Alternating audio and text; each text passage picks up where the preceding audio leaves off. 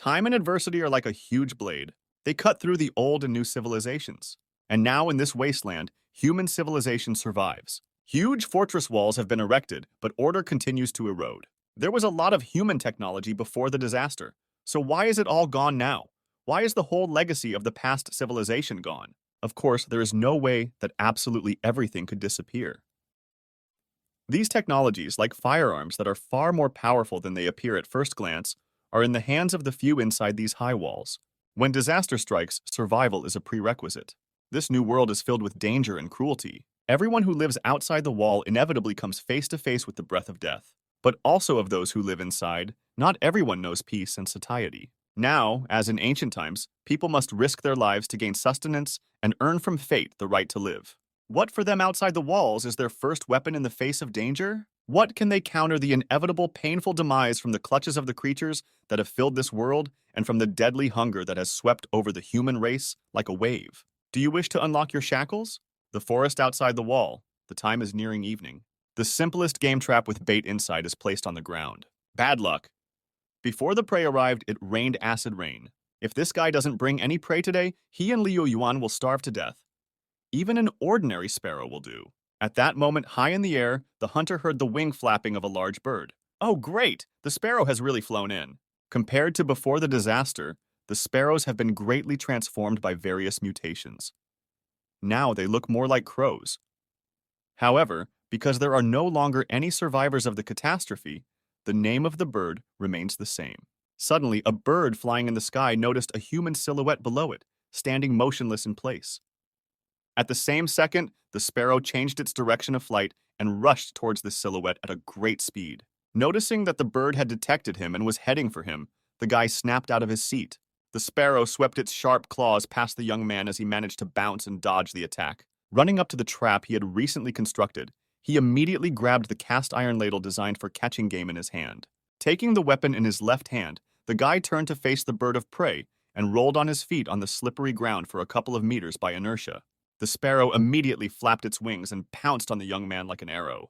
The predator was much faster than the hunter had expected, and so he didn't have time to react in order to dodge perfectly. Despite the fact that the bird had caught his right arm with its claws, inflicting a rather deep wound, the guy still managed to hit the raptor with a cast iron ladle with a swing. From the power of the attack he delivered, the sparrow flew back a few meters, falling to the ground. While the bird tried to roll over from its back, the young man, putting his weapon behind his back, immediately pounced on the enemy. The very next second, he grabbed the predator by the neck with his hand, pinning it to the ground with all his might. With a clenched fist, the guy broke the sparrow's cervical vertebrae, killing it instantly. With a relieved exhale and rubbing his cheek with his hand, the young man is glad that after waiting all night, he has finally gotten something. It's not too late. And so, slinging his prey over his shoulder, the hunter decides to just head to Lao Wang's store to sell the bird. Judging by the catch, he will be able to exchange it for about a couple days' rations. But no sooner had he taken a couple of steps than the young man's head began to splinter. Falling to his knees and writhing in pain, the guy, trembling, doesn't understand why this is happening now. Usually it happened at midnight, but this time it's much earlier. This has been happening regularly since the day he escaped from the wolves. People in town said it was just a headache, but he knows everything. It's not a simple pain. It's a feeling of pure chaos. As he starts to fall into oblivion, the guy realizes something is wrong. Wait, what's going on? Surprised to open his eyes and look at his hand, the young man can't understand why he's still conscious this time. As he falls to the cold ground facing the sky, he notices the sun's rays breaking through the purple clouds. Covering his face with his hand from the bright light, the lad rises to his feet and sees something majestic before him. Ahead of him loomed a huge dark palace. As he got closer, the young man noticed something strange. Despite the dazzling brightness of this place, this particular palace was enveloped by an unknown dark matter. In front of the guy are huge wooden doors leading into the unknown. Who knows what lies behind them? Without a shadow of a doubt, the young man pushes them with his hands. Inside, he sees a most magnificent structure. All the walls and columns are made of dark marble decorated with gold engraving. Placing his right hand on the hilt of his dagger, the boy cautiously began to look around this strange but beautiful place. There are dark wood cabinets all around, and in the center of this room stands a small round table with a typewriter on it. It is from this table that the most ominous aura emanates. What is this machine, and why is it here? How and why did the guy get into this mysterious dimension in the first place? While he was trying to find answers to these questions, his head began to ache unbearably again. Suddenly, high in the sky, amidst the pouring acid rain, a loud thunder rang out, and a red thunderstorm flashed in the distance. The stranger sitting behind the tree at this time smiles eerily. This man saw among the trees a guy lying unconscious with a huge sparrow in his hands. Waking up, lying on the ground, the boy slowly opened his eyes. He was surprised that he had regained consciousness so quickly this time. Realizing where he was, the agitated young man raised himself sharply. "This is really bad." The rain was getting heavier, so he had to get out of here quickly. As the young man, shaking himself off, rises from the ground, an armed man approaches him quietly from behind, stepping out from behind the trees. Swinging his bone dagger, the man yelled loudly, demanding that he hand over his prey. The next second, the man tasted the cast iron ladle the guy had used to smash him in the cheek, knocking out a tooth.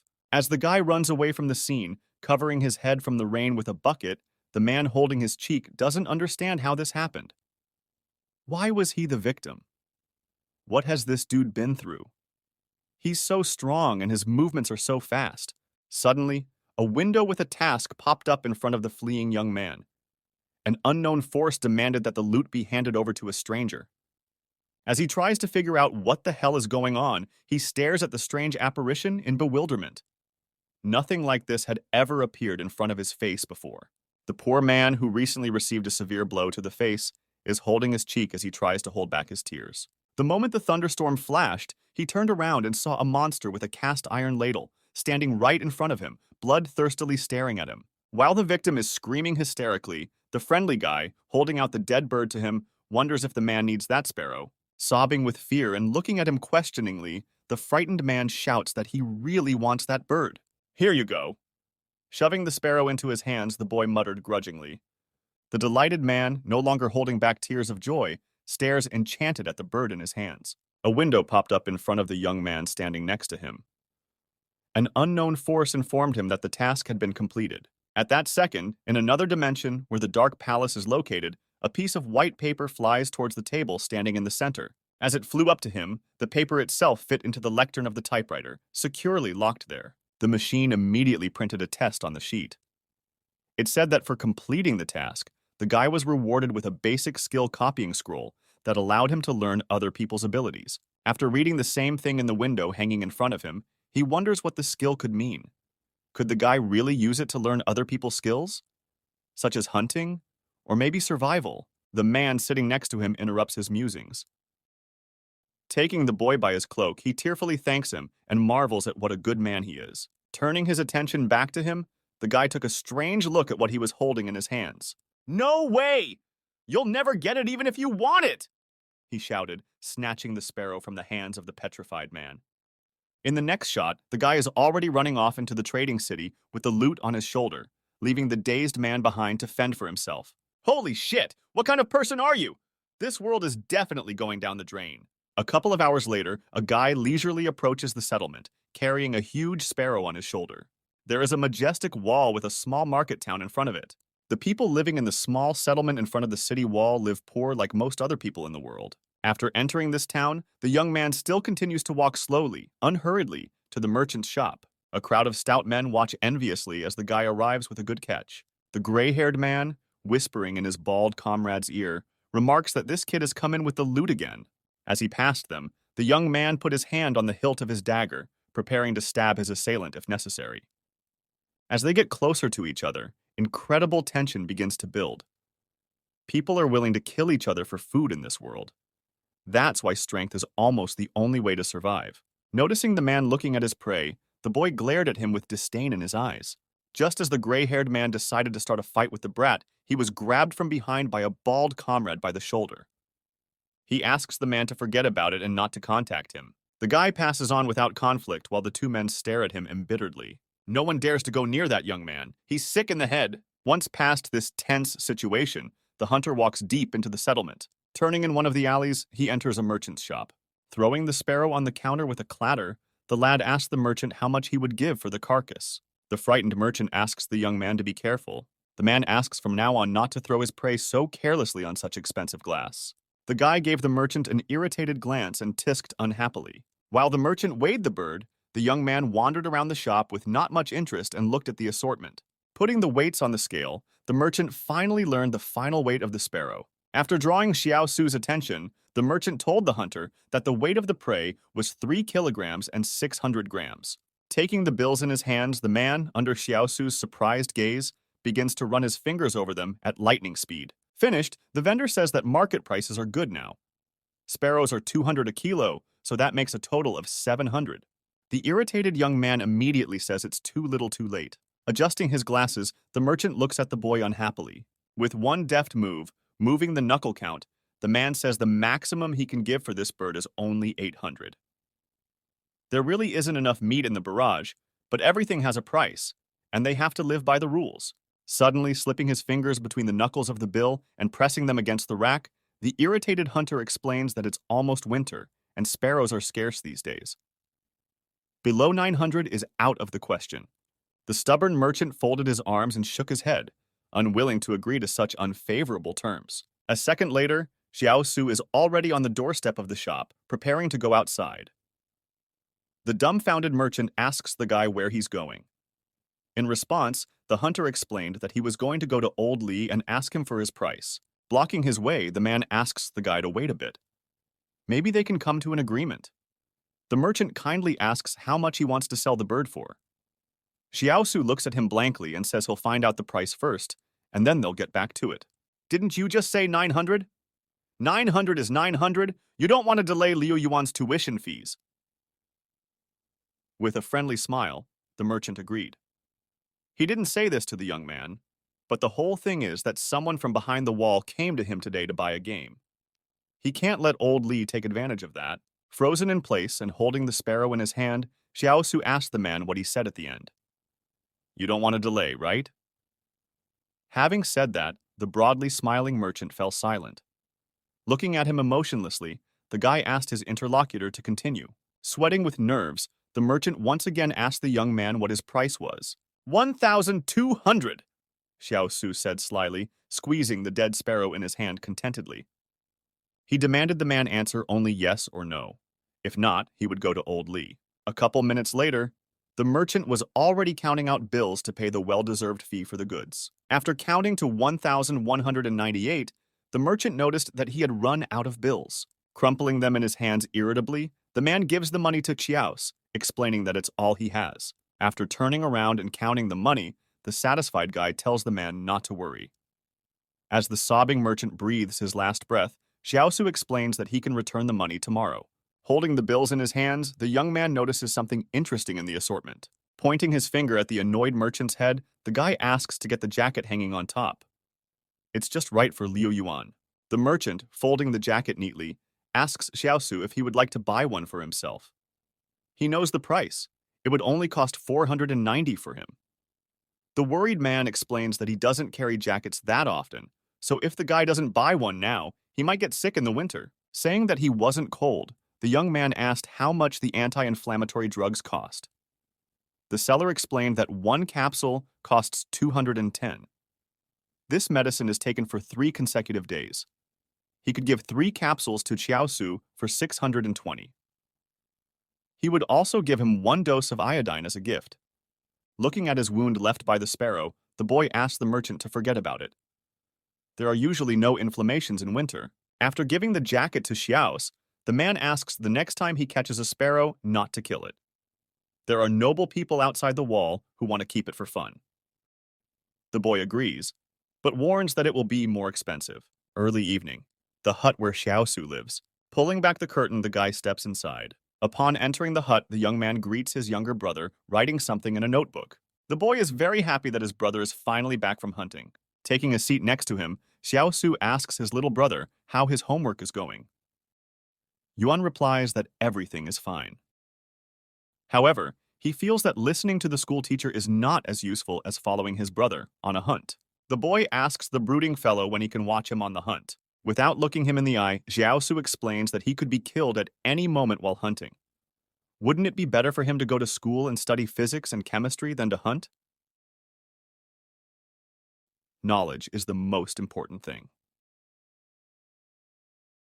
The thing is, in this trading town, no matter how messy things are, no one will harass the teaching staff.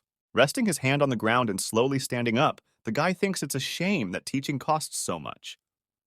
Otherwise, he would have been happy to go and listen to it himself. Heading towards the campfire, Xiaosu tells the boy that he saved some of the giblets before selling the sparrow, and so they can be used to make soup. As the young man took the giblet roll in his hand, his excited younger brother noticed a deep gash on his arm. Putting the meat in the heated ladle, the guy explained that it was just a scratch. After a while, dinner was ready. Xiaosu carefully poured the soup into the plate with his chopsticks. Holding out the giblet soup to the boy asked him to have a good meal. Pushing the plate away with his hands, Yuan says he won't. After all, it's brother who has to eat, he needs to recover. When Xiaosu replied that he wasn't hungry and asked him to just eat some soup, his brother tearfully said again that he wouldn't. And it wasn't some scratch at all after all. The boy had heard that 2 days ago, someone had died of an infection. Not understanding what the tears are for, the older brother angrily threw the bowl of soup on the table. He asks Yuan to understand that they cannot shed tears in this world. This world hasn't believed in tears for a long time. Xiaosu asks his brother to look at these people around them. What if someone comes at night and stabs them to death because Yuan doesn't eat enough?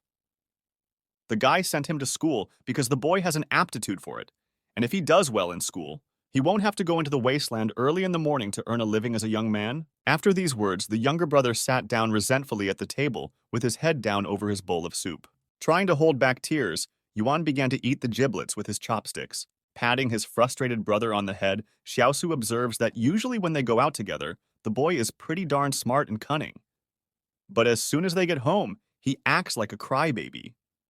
The boy asks Yuan to have a good meal, and then try on the jacket he bought him. Looking at him, the boy asked where his brother's jacket was then. Dodging the question, Xiaosu smiled happily, explaining that he wanted to rest. As he lay down on the bed, the situation he had been in today in the forest immediately came to his mind. What was this palace he had seen today? After thinking for a bit, the boy fell into a sound sleep. Abruptly opening his eyes, he realized something was wrong. As he stood up and looked around, he realized he was back in this strange dimension. Rising to his feet, Xiaosu noticed that the dark palace had reappeared. Without a moment's hesitation, the young man immediately headed for the huge doors, which this time were completely open. Stepping inside, the boy looked around. Indeed, everything was the same as it had been before. As he approached one of the walls, he stretched out his hand and tried to touch it. As expected, this palace is almost completely intangible if you exclude some elements. Is it really all in his head? Turning around, Xiaosu slowly headed towards the center of the room. As he approached the typewriter, the young man noticed a piece of paper that wasn't here last time. Taking the sheet, he flipped it over and realized it was the basic skill copying scroll he was supposed to receive for completing today's task. Then, glancing at the typewriter on the table, something interesting caught the guy's eye. The keyboard was engraved with many hieroglyphics such as justice, integrity, honesty, trust, friendship, and goodwill. Does this place insinuate that Xiaos needs to be a good person in a world where morality is an unacceptable luxury? No. Rolling the sheet in his hand into a scroll, he realized that this was definitely not going to work out. Deep in the night, a girl dressed in white walks alone down the street of the settlement. Carefully pulling back the curtain, she quietly enters the cabin. Once inside, she sees a long-extinct fire and a carefree Xiaosu sleeping on the bed. Feeling the sharp knife at her throat, the girl froze in place. When she saw the armed child, she looked at him, trembling, horrified. "Sister Xiao Yu?" With a surprised look at the girl, Yuan uttered. When the boy removed the knife from her throat, Yui wondered why he was still awake. The child, answering nothing, looked at her with disdain. Leaning toward him, the girl asked where Xiaosu was. She had heard rumors that the boy was injured. Slipping the dagger into its scabbard, Yuan walks over to the table, saying that a sparrow has wounded his brother in the arm. Clasping her hands to her chest, the girl glanced worriedly at the young man lying on the bed. Xiaosu sleeps quietly, lying facing the wall, and does not react in any way to the fact that an intruder has entered the hut. Reminding Sister Yu that she was 8 years older than his brother, the boy sitting at the table explained that that was why she didn't need to get so attached to this guy. The girl is very offended by his words.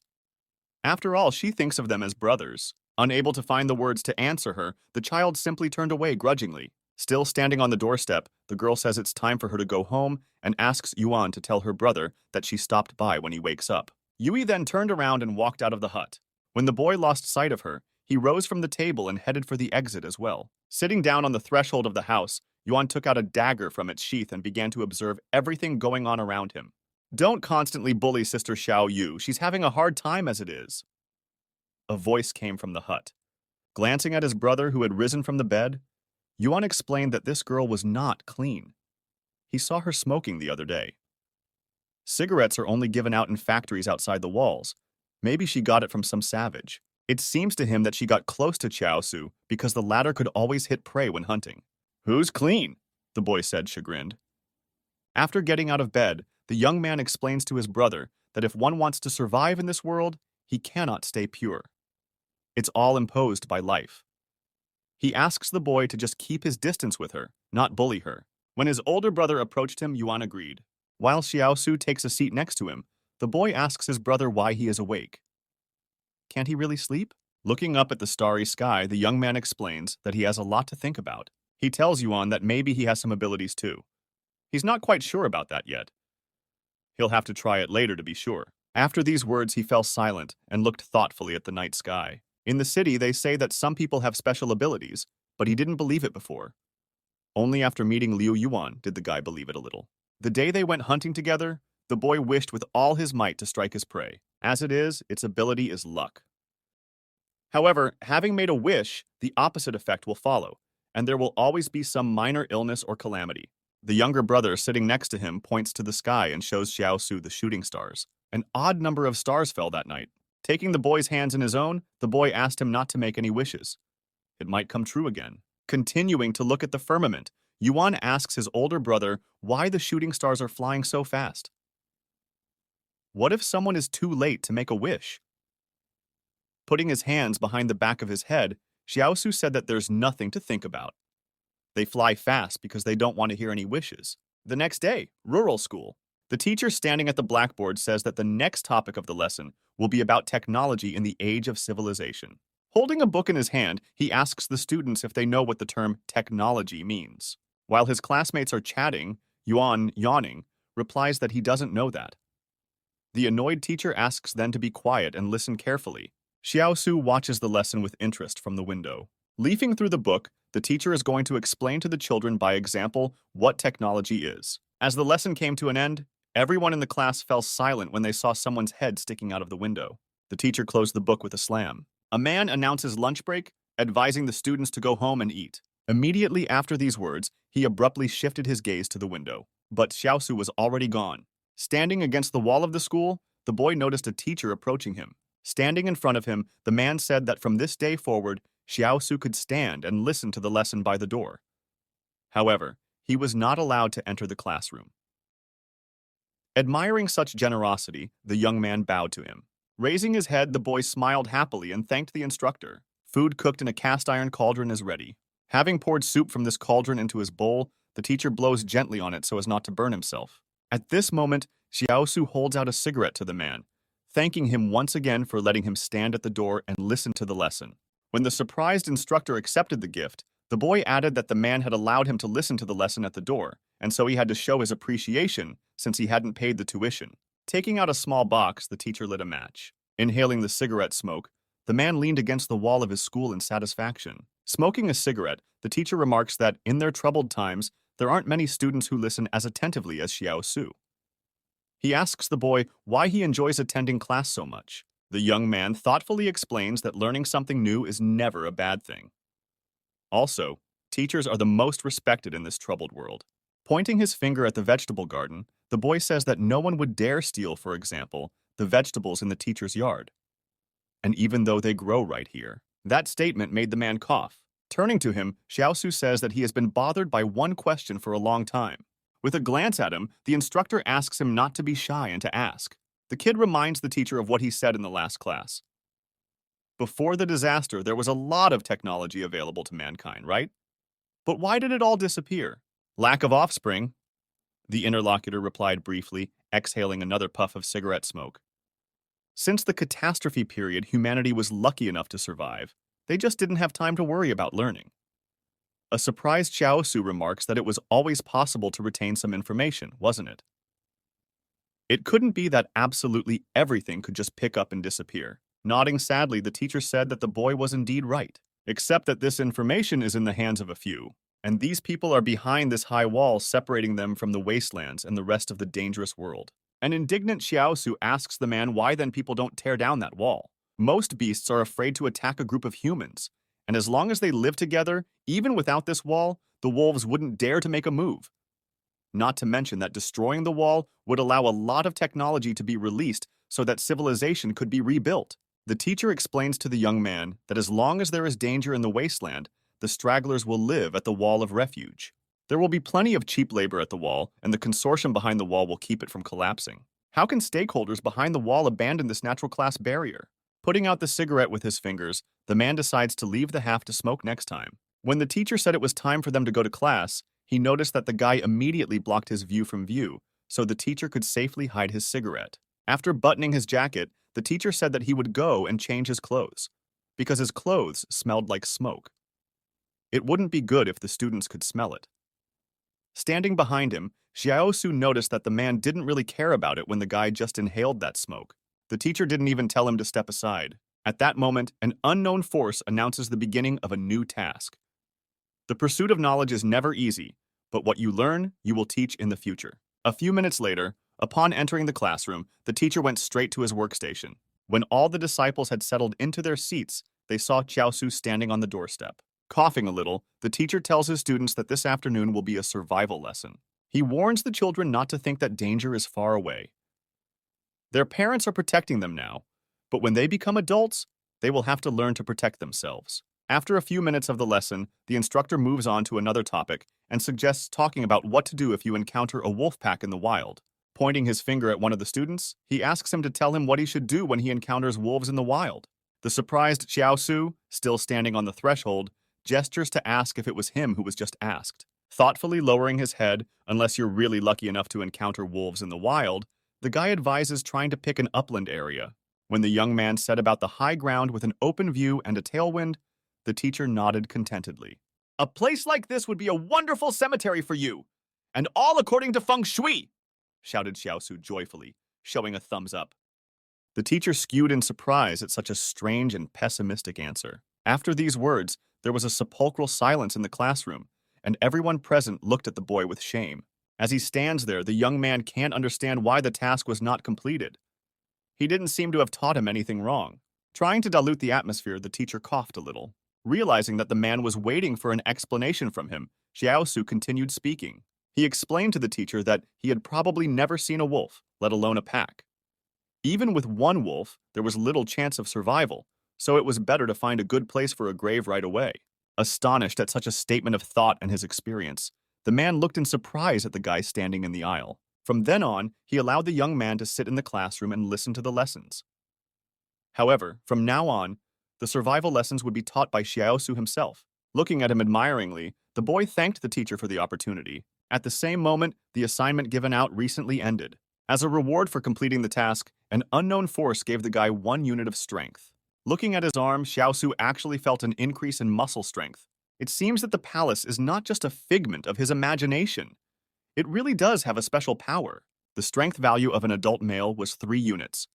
Xiaosu used to have 2.5 units. But if he adds the reward to the 1 unit he just received, that works out to more than the average adult. This way, his chances of survival in the wild will be even better. He was distracted from his musings by his younger brother walking home with him. Yuan questions the guy about why Mr. Zhang allowed him to attend school and offered to be a survival teacher.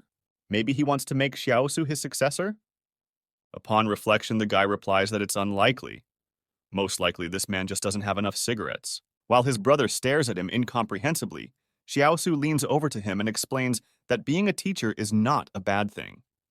When he becomes a real teacher, he will pass the position to Yuan. Turning around and spreading his hands, the lad added that after all, the wilderness was more native to him. He's always like that. If he has something good, he immediately passes it on to Yuan. The boy looks sadly at his older brother. Xiaosu continues to pursue the same line.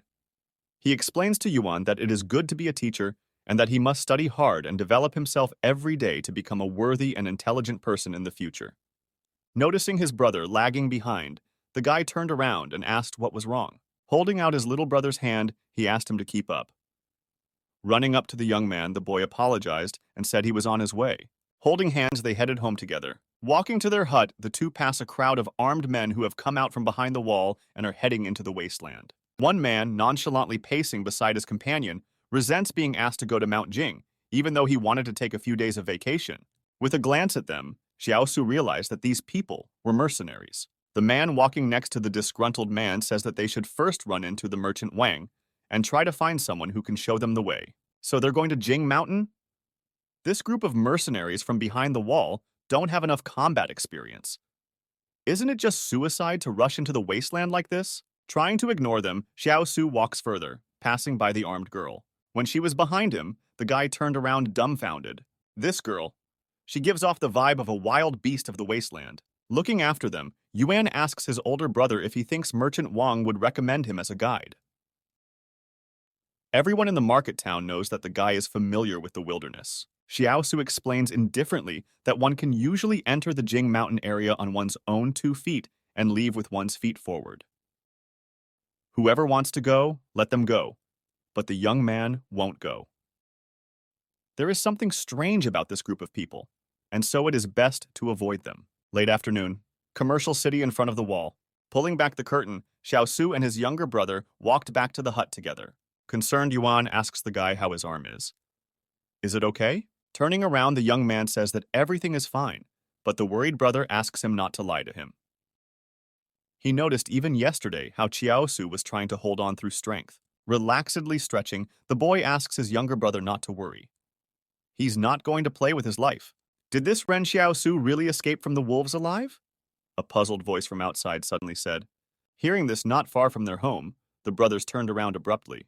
In that same second, they ducked and began to act quieter, grabbing their daggers. After hiding, Xiaosu looked out through a gap in the wall. The head of the mercenary squad asks Wang Fugui what he meant by saying that this guy is sick in the head. Calming him down, the merchant explains that it's fine and it won't hurt. This young man is not that seriously ill.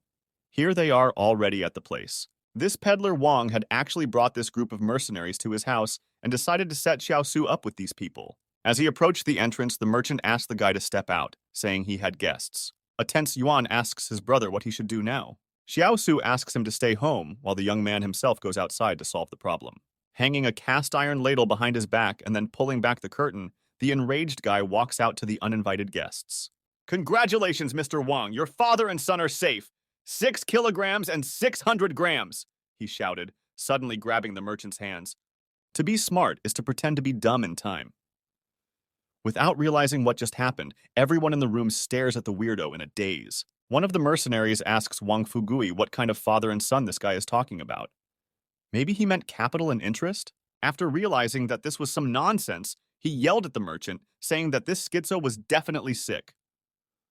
What the hell did he just say? Grabbing the merchant by the scruff of the neck and pointing his finger at the young man, he yells that this dude is definitely sick, and Wang says everything is fine. The mercenary threatens the merchant with death if he continues to lie so brazenly. Blowing off steam, the man walks out of here while Wang tries to stop him, explaining that Ren Xiaosu might be sick, but not that sick. Xiaosu, do you want me dead? Sobbing, the merchant shouted, looking at the indifferently whistling guy. After these words, the merchant ran off with the mercenaries, asking for time to find the right man for the job. The head of the squad gave him until dawn and insistently asked for no such shit. A mysterious girl armed with a sniper rifle had been weaving behind the group the whole time. Turning around, she looked at the crazy guy standing behind her eerily but with interest. Noticing Xiaosu looking at her, the girl averted her gaze and walked on. Not realizing what it was, the guy just stares after her. Suddenly, an unknown force alerted Xiaosu that the necessary skills would be learned randomly. This means that his special ability copying skill works randomly, not by his will. As soon as there is an ability that can be copied within its range, the skill is activated. And now is the moment when the young man crossed paths with such a person. Randomly copied skill. Firearms. You want to learn it? Learn it! Shouted Xiaosu, dumbfoundedly looking at the window that popped up in front of him. At the same moment, he found himself in a dark palace. The skill data began to load. The guy began to receive such information as firearms care, checking their performance, wielding, and other useful skills. These are all firearms skills, so he can really copy someone else's skills? Training success. You have mastered advanced firearms proficiency. When Xiaosu heard this, he was stunned. Wait, wasn't what the typewriter printed out to him back then a basic level scroll? Why did he study the advanced skill? There are two types of skill copying scrolls. A basic level scroll allows you to learn any skill up to an advanced level. A master level scroll allows you to learn the advanced and master skills of others once the wearer reaches an advanced level in one of his own skills. He also has a chance to study the target's supernatural abilities. It turns out he can even learn other people's supernatural abilities? Is that even normal? The guy gets to wondering what was the firearms proficiency of the girl he copied the skill from. When the unknown force informed him that her level was perfect, the young man was greatly surprised. This girl is perfectly proficient in firearms. But why is she serving in a private army? There was really something wrong with this group of mercenaries. Brings Xiaosu to his senses with a strange sensation. Tugging on his older brother's cloak, Yuan wonders to the guy why he's been looking at this girl's back all this time. On whose back? Asked a rather familiar voice from a neighbor's shack. The boys turned around and saw Yu's sister. A surprised Xiaosu asked her what she was doing in his neighbor's house. Fixing her hair, the girl explained that she had switched with a family of 3 who had lived here before. In the future, she would move here and live with the boys in the neighborhood. Snuggling up to Xiaosu, Yuan remarks that this girl spent a lot of money on this, and after all, she used to live in a stone brick house. Brother, you're still a virgin, right? He inquired, whispering in the guy's ear. Grabbing his younger brother by the head, Xiaosu reminds him that the boy is old enough now, and so it's time for them to talk about this aspect of his education.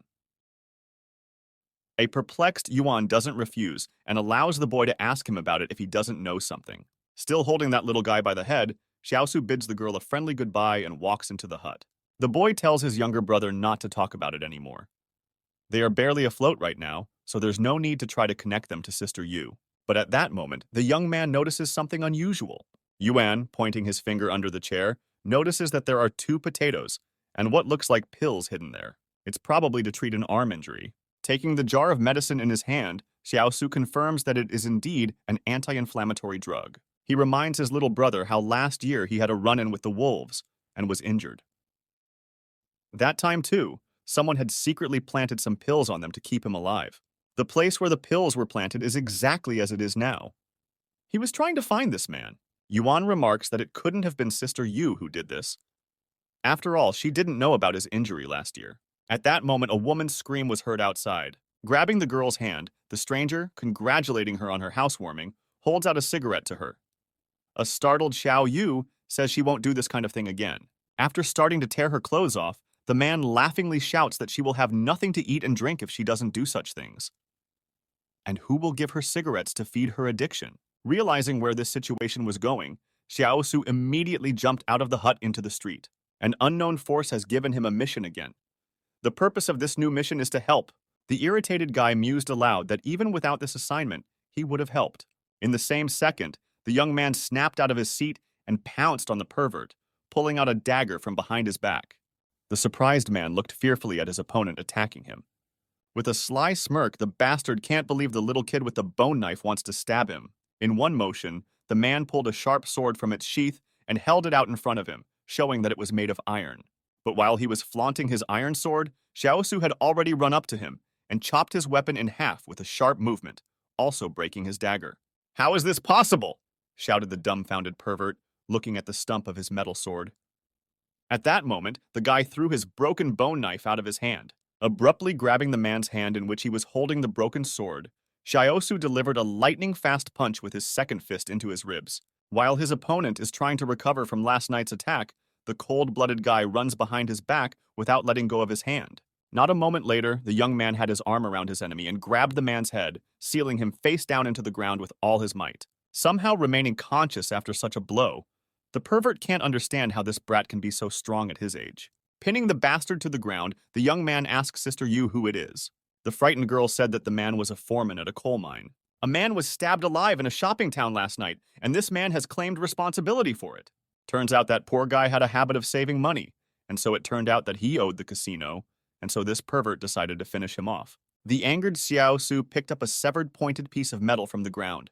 Preparing to slit this man's throat, the infuriated guy fixed him comfortably. At that moment, an unknown force again gives the young man a new task. The goal is to leave the enemy alive.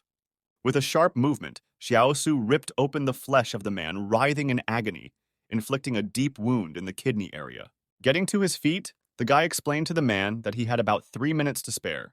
If he goes to a clinic in a market town and gets stitches, he might be able to survive. Trying to stop the blood with his hand, the man struggles to get to his feet. As soon as he stood up, he immediately rushed towards the clinic. Since both tasks had been completed, 2 basic skill copying scrolls were given as a reward. Also, since Xiaosu now lacked weapons, he automatically started the side quest. The first building should be the rescue of Sister Yu. But the young man can't believe that leaving the enemy alive was also a full-fledged mission. How did the damn palace make the decision? An agitated Yuan asks his older brother why he just let him go. What if he recovers and takes revenge on the guy? He's not a good person. Xiaosu, in turn, grinning, wonders to the boy if he still thinks the clinic in their trading city will heal his wounds.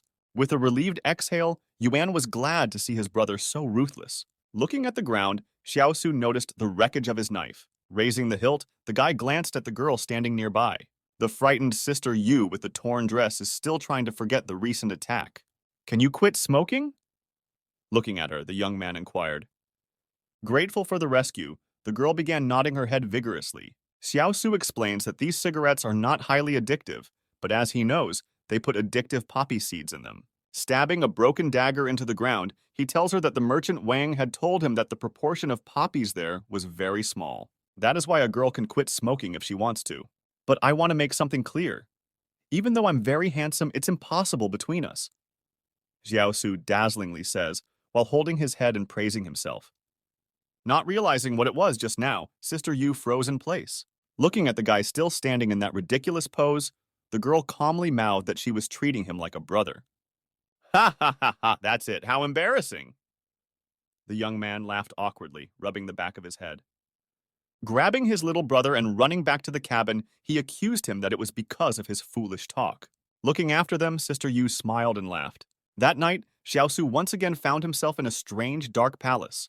The keys on the typewriter keyboard began typing some text at breakneck speed. A side mission has been opened, and that's kind of interesting. Walking over to the typewriter, Xiaosu immediately snatched a piece of paper from it. The assignment stated that the side quest was given because the guy was now short on weapons. Taking a look at the scroll, the young man remarks that getting a weapon would be really nice. However, something about this assignment is disconcerting. To unlock a new weapon, you need to receive 100 sincere thanks. Thanks can also be used to exchange them for items. While he was reading this scroll, the typewriter started typing some text again. An acknowledgement was received from Li Xiaoyu. There are still 99 more to unlock the weapon. A commendation from Li Yu? The palace is quite accurate in its judgment. Xiaosu is glad that he saved a person who wasn't emotionless. Too bad you can't collect negativity instead of gratitude.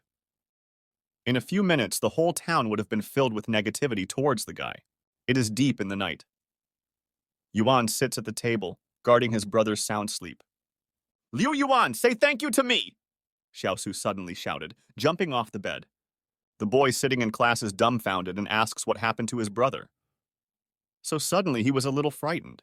Giving him a nudge, Xiaosu told him not to worry and to hurry up and say it. "Thank you for always taking care of me," Yuan said sincerely, lowering his gaze. At the same moment, the palace reported that the thanks from Yan Liu Yuan had been received. With a sly smile, Xiaosu didn't expect it to be so easy. Leaning across the table, the guy leaned over to his little brother and asked him to say it again. Not understanding what else he wanted from him, Yuan grudgingly thanked him again. But this time, the puzzled Xiaosu didn't get anything.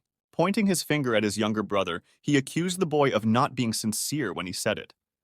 He asks to be sincere when he says such things. Sincere means from the bottom of his heart. He asks Yuan to do it again. The boy shouts out words of thanks. The disgruntled young man standing next to him explains that his brother put little feeling into it and asks him to say it again. When Yuan bowed and uttered an extended thank you, Xiaosu explained that it was still wrong. He should be feeling emotions. When the younger brother tears up demonstratively, the guy remarks that this was exactly what was needed and asks him to try again. Several hours passed in such vain attempts to obtain a sincere thanks. A weary Yuan wondered to his brother if this was his ability. If so, it is not good for the kid's voice. The doomed Xiao Su sitting next to him realized that after half a night of work, he had only received one sincere thanks. Moving back to the palace, Xiao Su walks frustratedly over to the typewriter table, realizing that he should think of something else. Suddenly, out of nowhere, 2 silver coins fall on this table. Trying to figure out where it came from, the guy bent over them and looked up. Taking the coin in his hand, the young man examined it from all sides. One was engraved with the symbol of a heart. Flipping the coin over, he saw what was written on the back. I am grateful to you for being with me all my life, for giving me the courage to be who I am. Grateful for sharing my destiny with me. For the flowers that bloom and fall, I will cherish them all. Suddenly, something strange appears behind Chiaosu's back. Turning around, he sees a small vending machine, shrouded in dark matter like the rest of this palace. As he gets a little closer, the guy tries to figure out what it's for. He's never seen one of these things before. After taking a closer look at the vending machine, the young man notices a small hole for coins. He decides to try to put one of his coins in there. At that moment, some kind of black jar fell out of the vending machine. Taking the jar in his hand and reading the label, Xiao Su realized that it was some kind of medicine. I'm just wondering if you could tell me what it's for. As he wondered this question, he abruptly began to be transported back to the real world. Once inside the hut, the boy was still sitting next to his little brother. However, this time he had that jar of medicine in his right hand. With a surprised look at him, Yuan asked what kind of magic this was. Why did his brother suddenly have a small bottle in his hand? This medicine bottle only has the word cure written on it. Is it a cure-all? Dipping his fingers into the ointment inside, Xiao Su realizes that he has no choice but to try it out. Clasping his eyes, the boy brought the unknown substance to his wound left from hunting a sparrow. Without delay, the young man begins to dab this medicine on the wound. Smearing it, Xiao Su realizes that what he's doing now is reckless. What if it's poison? After all, the character for medicine also means poison. After all, every medicine can become a poison in a large dosage. But as soon as he touched his skin with this substance, the boy realized that the wound no longer hurt. Anti-inflammatory medicine needs to be taken 3 days in a row, but this cream works in one sitting. One anti-inflammatory drug costs about 200. Then the cost of the ointment, if you round it up, is about 100 million. The young man must think of a way to get as many thanks as possible. The next day, early in the morning, when the two came to school, the stunned teacher asked them what was wrong. My brother wanted to. Yuan, who looked like a dead man from lack of sleep, began to speak. Starting to squeeze his younger brother to make sure he didn't say too much, Xiao Su explained that there was nothing wrong with them, and they just didn't sleep well. The teacher asked the boy if he had thought about what he was going to say today. After all, today was his first day as a teacher. A confident Xiao Su asked the man not to worry. They need to find a way to collect a whole bunch of thank you coins. But how to do it? Walking over to the teacher's desk, the guy asked the kids to stand up. As the students rose from their seats and greeted the teacher, Xiao Su had a brilliant thought. The first thing he started the lesson with was to ask the children if they thought it was difficult for teachers to give lessons. Everyone can sit in the classroom, but the teacher stands all day. Then shouldn't the students thank their teacher? The puzzled children agreed with his statement. Then they all looked at Mr. Zhang sitting on the back desk, awkwardly adjusting his glasses. Then from now on, instead of greetings, you will thank your teacher, Xiao Su said seriously, thinking in his head what a genius he was. Raising his hand, the boy suggested that everyone try it right now. When he announced the beginning of the lesson, the students stood up and bowed and thanked the teacher. The bewildered Xiao Su can't understand why nothing is happening at all. None of these little brats even sincerely thank their teachers. Scratching the back of his head, the boy annoyingly recalls the old wisdom that 9 times out of 10, life doesn't go according to plan.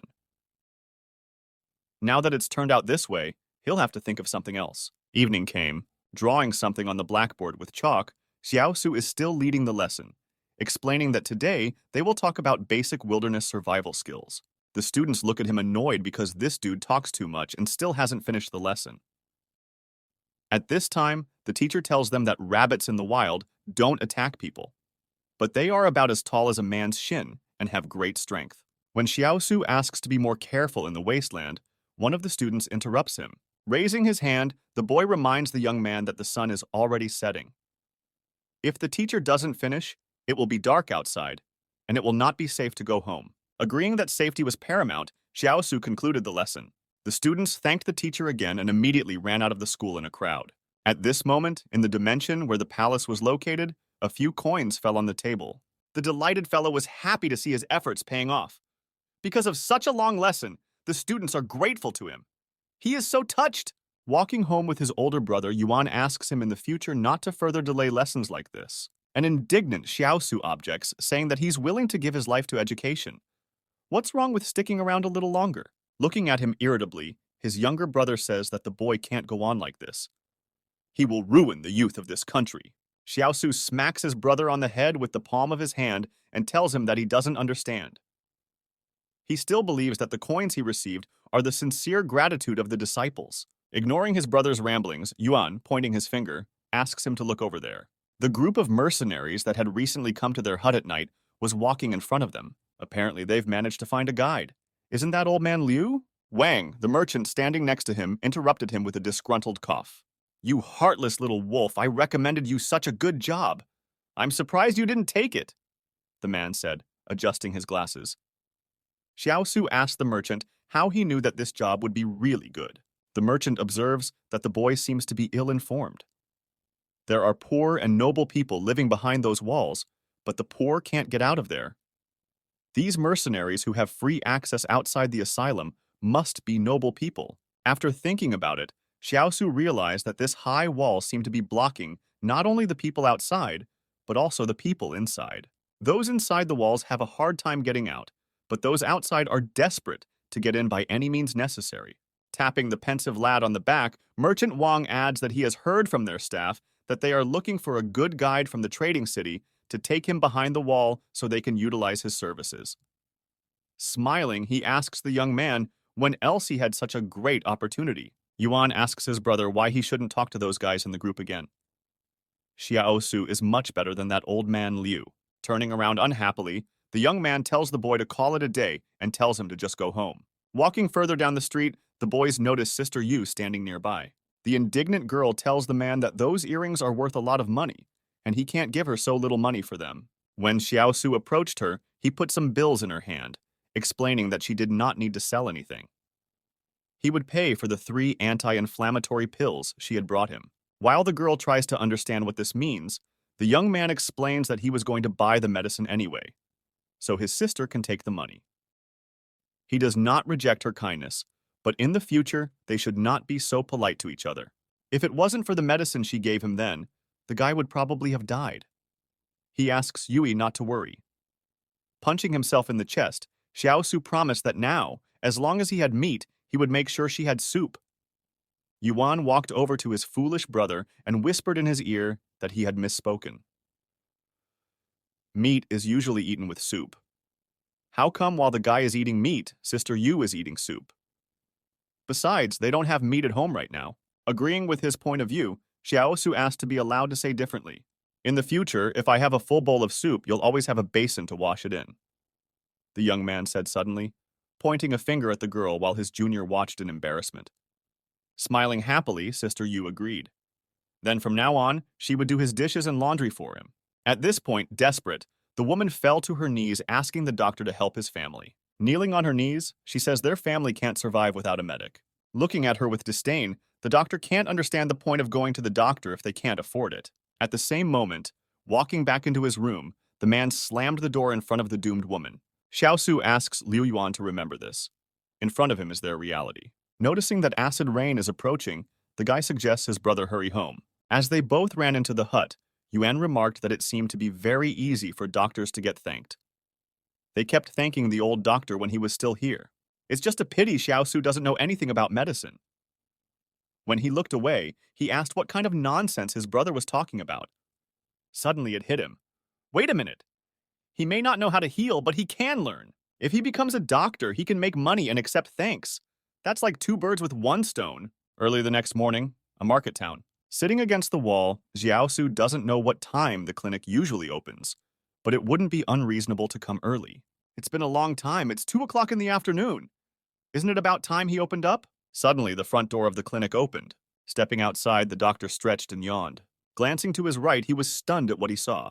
Bouncing away in fear, the doctor asks Xiaosu what he's doing squatting here. The guy looks at him blankly and asks the man to mind his own business and ignore him. The doctor turns around and looks at the young man and tells him that if he wants to see a doctor, he must bring money. Without it, he can sit here all day. At this moment, the palace notified the guy that the target skill would be learned randomly. When the scroll was used, the palace informed him that the deception skill had been randomly selected and asked if the young man wanted to learn it. What the hell? He's here to learn medicine. What's the point of learning deception? This random skill is too random. This dude is so disgusting that he has a skill for deception. The doctor, holding some document in his hand, noticed Xiaosu standing in the doorway looking at him strangely. Looking at him with horror, the doctor remembered the young man. He seemed familiar to him. Isn't he a well-known violent fellow in town? What did he want with him? The man didn't mess with him. Squatting down again, Xiaosu asked the palace what level of medicine this doctor had. His strength answered him that based on the target's information, the target didn't have any medical skills. The enraged guy can't understand how this quack can be a doctor with no medical skills. "So you've been making money from cheating all these years!" shouted Xiaosu, throwing his cast-iron ladle, which he had brought with him especially for such occasions, at the man. Bursting into tears, the doctor asks the guy not to talk nonsense. He wasn't fooling anyone. Taking his ladle, the angry young man walks out of the clinic. Looks like he'll have to think again about how he can become a doctor without learning medical skills. Looking at his arm, Xiaosu notices that the wound he recently received in the hunt is already almost completely healed.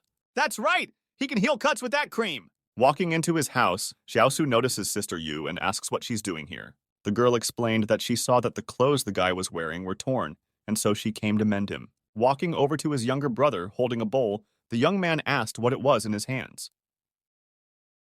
Yuan told him that Xiao Yu's sister had prepared porridge for them. Grabbing his brother in a chokehold, Xiaosu asked the one why he still hadn't said thank you to his sister.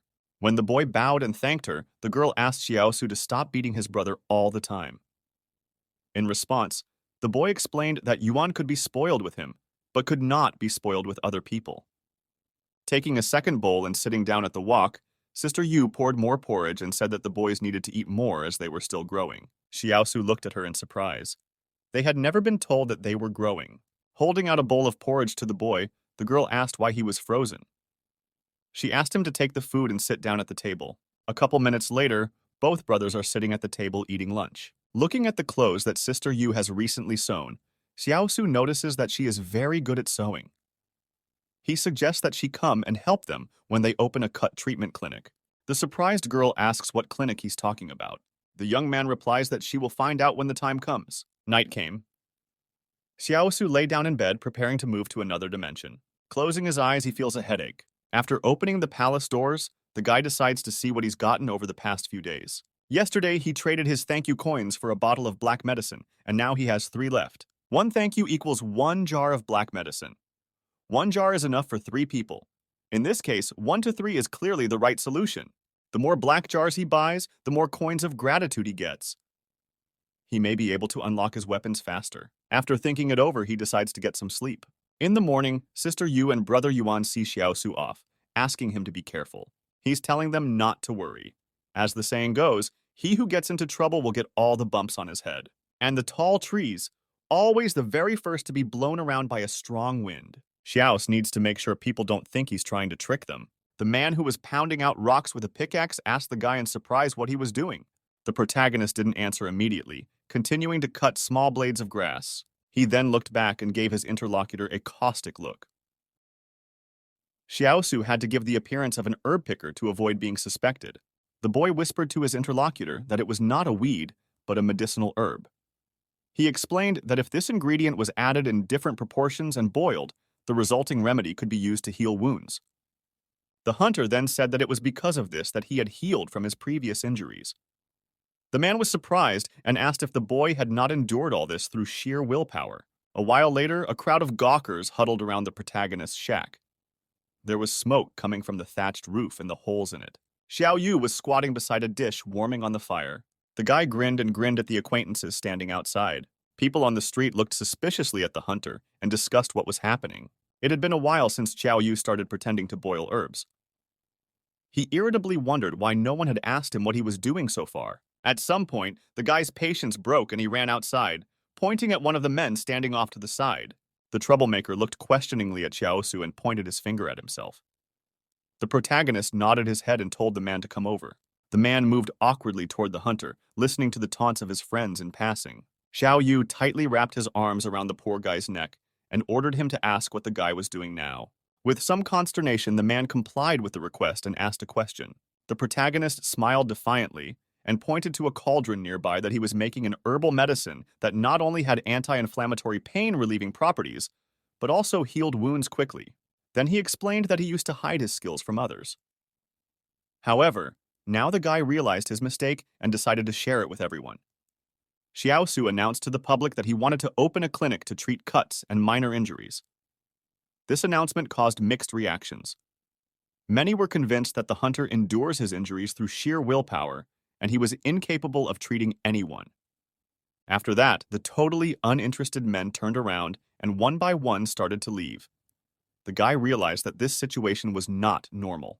Looking to the side, he saw the terrified worker still standing nearby. After examining the poor guy's body, the guy noticed that he had a shallow wound on his arm, which was bandaged. Xiaosu grabbed the man's hand and pulled it to the side, asking if the man wanted his excellent medicine. The frightened worker immediately refused. However, the protagonist immediately pinned the screaming man against the wall and took out a vial of medicine. He said that he was now ready to cure the patient for free as an exception. After the drug was applied, the terrified worker ran away in terror. After waving at the poor man, Xiaosu walked back into the shack. Liu Yuan asked his brother why he was giving out free medicine. Gritting his teeth, the protagonist replied that it was the only one. He realized that it was always difficult in the beginning, but those who achieve great accomplishments do not pay attention to such trifles. The next morning, as usual, was completely unremarkable. Xiaosu walked out of his house and met a merchant right at the entrance. Such an unexpected encounter made him tense. The boy asked Old Wang what he was doing here so early. Just in case, the hunter explained that he had not been out sparrow hunting lately. However, the merchant was utterly delighted. He happily asked if it was Xiaosu who had cured Teitu in the eastern part of the trading city yesterday. Without waiting for a reply, Wang Fugui asked the man if he could sell him the medicine. The guy shook his head and said that he worked without intermediaries. The old man said that in that case, he could only buy a couple of jars. However, Xiaosu noticed that his interlocutor was not injured at all. Wang Fugui shared with the boy that yesterday, Teitu felt that something was wrong and wanted to know what the ointment he was given was. The worker decided to taste it. The protagonist was surprised that this black medicine could be taken internally. Immediately, the merchant's eyes shone, and he said that as soon as that man tasted the black ointment, he fisted with his wife all night. The old man again tried to get information about the sources the protagonist used to obtain this ointment. Xiaosu replied that it was his inheritance. Then the guy looked at his interlocutor and asked why he needed this ointment if he was already a bachelor. The merchant replied that the boy didn't have to worry about that. Xiaosu nodded his head and said that the price of familiarization was 600. The old man immediately took out the bills without a second thought and handed them to the guy, at the same time thanking him for the favor. At the same moment, the system counted Wang Fugui's gratitude. The satisfied merchant turned around and headed for his home, while the protagonist stayed behind with mixed feelings. Meanwhile, a small group of people had gathered near the huge gate this time. Wang Fugui, keeping his eyes on the vial he had bought, walked over to the people in clean business clothes. He then held out the medicine to a man in an expensive jacket standing across the street and said he had brought the very thing. Meanwhile, Xiaosu unfolded the signboard he had hand-drawn. He finally managed to open his own cut clinic. But no sooner had the protagonist finished with the registration of his new place of work, as immediately near heard moans. 3 of the wounded men approached his house. They were bleeding and barely able to stand on their feet. Nevertheless, the troublemakers walked past the shack and headed towards the clinic they usually went to. Xiaosu glowed with happiness when he saw his first customers. The system immediately activated the task of rescuing the 3 patients. Realizing that these idiots weren't going to stop here, the protagonist slapped his hand on his face and apologized to them. Then the guy abruptly snapped out of his seat and caught up with the departing men. On the move, he knocked down the stunned poor people who didn't even have time to realize or react in any way. The weakened workers weren't a big problem, and after a while the protagonist dragged them to his hut. One of the wounded men looked at the guy in horror and asked what he wanted. Xiaosu explained that the doctor they usually go to was a quack, and only in this clinic can these people save their lives. After saying that, the guy called Nurse Xiaoyu over, saying that they had their first patients to treat. The girl went outside and looked at the wounded. She wondered if the poor people had been caught in some kind of group fight. One of the men with a deep cut on his shoulder explained that a boiler had exploded in their factory. He added that the three of them were lucky to escape with minor injuries and were able to make it here on their own. A large number of workers simply died on the spot. Xiaosu thought that in the current times, no one would run to save the injured person for free. Rather, the reverse would happen, and people would wait until you died to take everything you owned. The protagonist turned to Xiaoyu and said that she should first disinfect the needles and sew up the wounds. The girl looked uncertainly at the guy, and the guy explained that it was about as uncomplicated as mending clothes. Xiaoyu nodded her head and began heating the needles to red hot. Then she brought her trembling hand to the skin of one of the patients. The people standing nearby watched the process in horror. After touching the tip of the needle, the man wailed in pain. He looked at the girl with crazy eyes and said that he understood what such sterilization methods were for. However, the needle needs to cool down first. Xiaosu defended his partner. I said that she was very new as a nurse. Then he opened a jar of medicine. Hunter looked at his patient and said that his drug was very valuable, but he would charge the same amount of money as a doctor in a clinic would charge. Plastering the client's wound, Xiaosu said with a smile that usually a worker in this position received 2,000 or 3,000 a month, so he should be able to pay 600 for his life.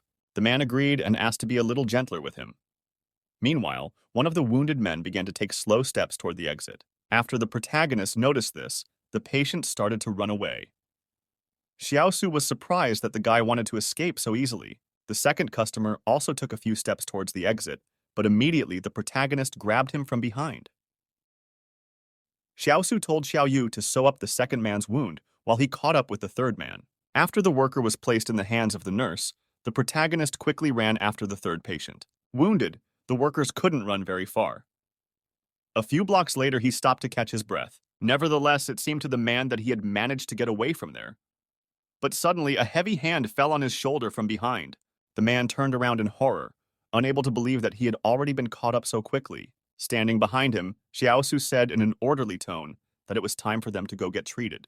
A couple minutes later, the protagonist entered his cabin with the last patient on his shoulder. Sometime later, the last employee went through the same procedure as his co-workers. The system announced the completion of the task and increased strength and agility as a reward.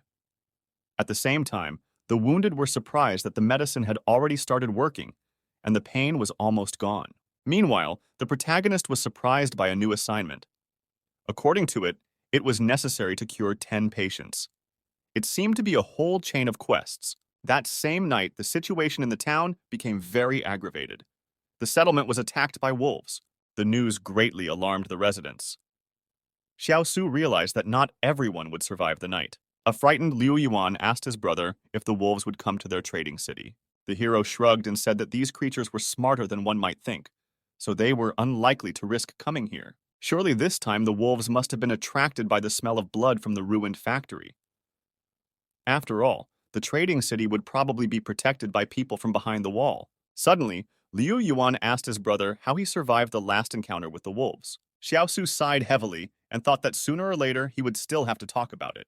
But suddenly a beeping sound was heard not far from their house. A man near the gate beat frantically at the bell and shouted that the enemy had been discovered outside.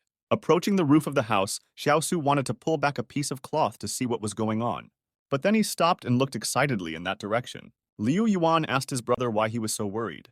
Suddenly, the main character asked what would happen to them if one terrible day the wall collapsed.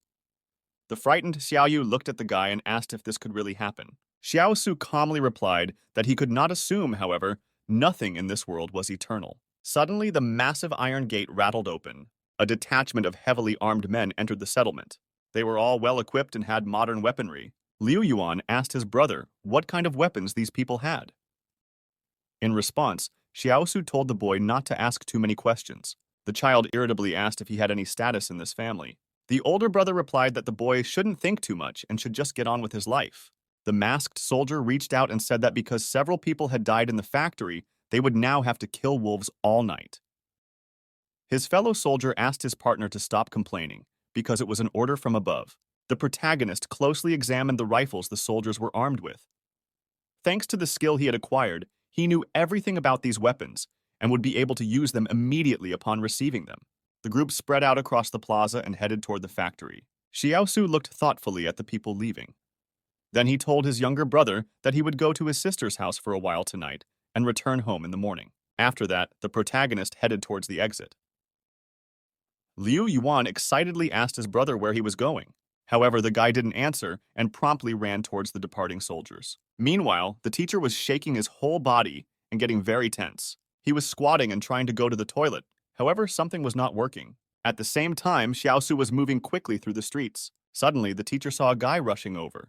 He wondered greatly what this boy had forgotten outside at this late hour. Running outside the settlement, the protagonist towards the factory. The guy remembered that the factory manager was armed with a pistol, but was still attacked by the wolves. There was a high probability that the director didn't have time to draw his weapon, not knowing that the monsters would come for him. Xiaosu really hoped that the gun was still in the factory. Meanwhile, black acrid smoke enveloped the buildings of the production hall. The protagonist ran into the main building and stopped on the spot in horror. Right in front of him, amidst dozens of corpses, was a part of an armed squad. Directly across from them was a pack of huge gray wolves, watching with hatred for their victims. For the time being, both sides stood without taking any active action. The military realized that these beasts were not afraid of bullets at all. Behind the armed men stood men in civilian clothes who looked nervously at the inaction of their defenders. Suddenly, one man's nerves were frayed. A man in a business suit pushed the soldier, ordering him to shoot. The guy in the bulletproof vest shot out of fear. His bullet hit exactly on target, piercing one of the nearest wolf's paws. However, the monster didn't seem to pay any attention to this at all. The wolf just looked at the man angrily and growled even harder. Suddenly, the entire pack in a unified rush pounced on the stunned humans, who were caught off guard for the first few seconds. Some of the military men only had time to scream before huge, tenacious paws clawed at them. The guy who shot first was the closest to the wolves. The next moment, his head was torn from his body with a loud crunch. Realizing that it was urgent to leave here, the protagonist headed for another building. Running through the empty workshops, Xiaosu assumed that the private army was fighting wolves and all personnel had been recalled, so this side of the factory should be safe. Approaching one of the walls, the protagonist stood still and listened. There was absolute silence all around. Then the boy examined the bodies of the men. Judging from the nature of the wounds, the wolves had killed them with a single blow. Xiaosu was once again glad that he had avoided meeting those monsters. Right in front of the guy was a view of a huge building. He decided he needed to get in there and check out the surroundings. After bouncing off the production boxes a few times, the guy jumped onto the ladder leading to the roof. Climbing up, he kept his balance and looked around again. Xiaosu could feel a little freer now. Still, he had to hurry, for being here was becoming more dangerous by the second. The protagonist threw a hood over the top in case he still encountered living people. He then took out his dagger and prepared it for battle. Jumping up on the spot, Xiaosu fell under the glass and flew down. Once on the ground, the guy squatted down and surveyed the facilities. Now he was finally inside one of the plant's most key buildings. There were also quite a number of corpses around. This time, however, there was a suspicious pattern to the pattern of deaths. It looked like there had been a battle here, but for some reason, all the bodies were pointing in the same direction. That's when Xiaosu realized that in a critical situation, people run to safe places or wherever the weapons are. This hypothesis was confirmed by bodies located all around the perimeter of the staircase. After descending a few floors, the guy came to a place whose presence raised many questions for him. Directly in front of him was an armored metal door. It was an emergency shelter. There were many corpses of workers near the closed entrance. However, the door was locked, which was very suspicious for a situation like this. Intending to figure out what was going on here, Xiaosu knocked on the door a couple times. Suddenly, suspicious sounds started coming from the direction of the shelter. Meanwhile, the man on the opposite side pressed a large button on the wall. At the same moment, the huge sealed door came into motion. The passage had not yet had time to open all the way, but the lad immediately burst into the shelter. In front of him, he found a man with a gun in his hands, his hand on the button. The man expected the army to come for him. However, instead he saw a stranger. Before the hood flew off the protagonist's head, the man with the gun recognized the unexpected guest as Ren Xiaosu. The man pointed his gun at the thief, saying that he had heard of the smart and agile man from the market town. Xiaosu stood in a half-crouched posture and did not move. He recognized the man opposite as the factory manager named Wang Dongyang. Without putting the gun aside, the frightened type pressed the big button again. After that, the sealed door moved again and closed. Seeing this, the protagonist realized that he was about to be trapped. Now he was left one-on-one with a man who had a serious firepower advantage. Xiao Su closely examined the gun in his opponent's hands. His attention was drawn to the fire mode displayed on the weapon. Suddenly, the boy spread his arms out to the sides and greeted Wang Dongyang. However, the armed type was scared and said that the boy couldn't come any closer to him. Then Xiao Su asked why the principal was here alone. After the manager didn't answer, a realization came to the protagonist. He looked angrily at his opponent and realized that he had run in here first, then closed the door without letting the others in.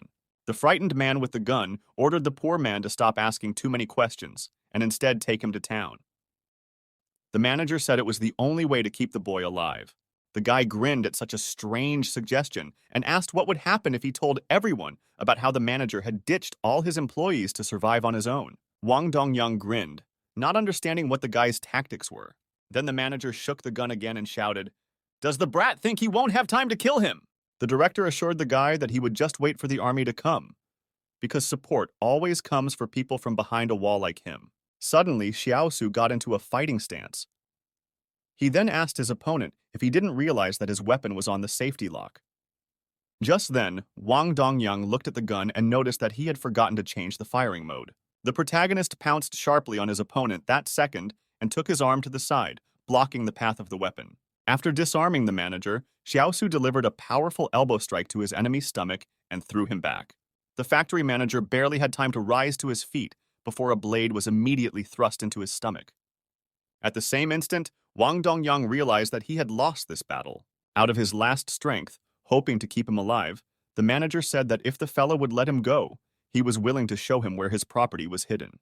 The boy boldly parried this pathetic ploy, saying that Wang Dongyang should first tell everything he knows. Hearing this, the factory director grinned.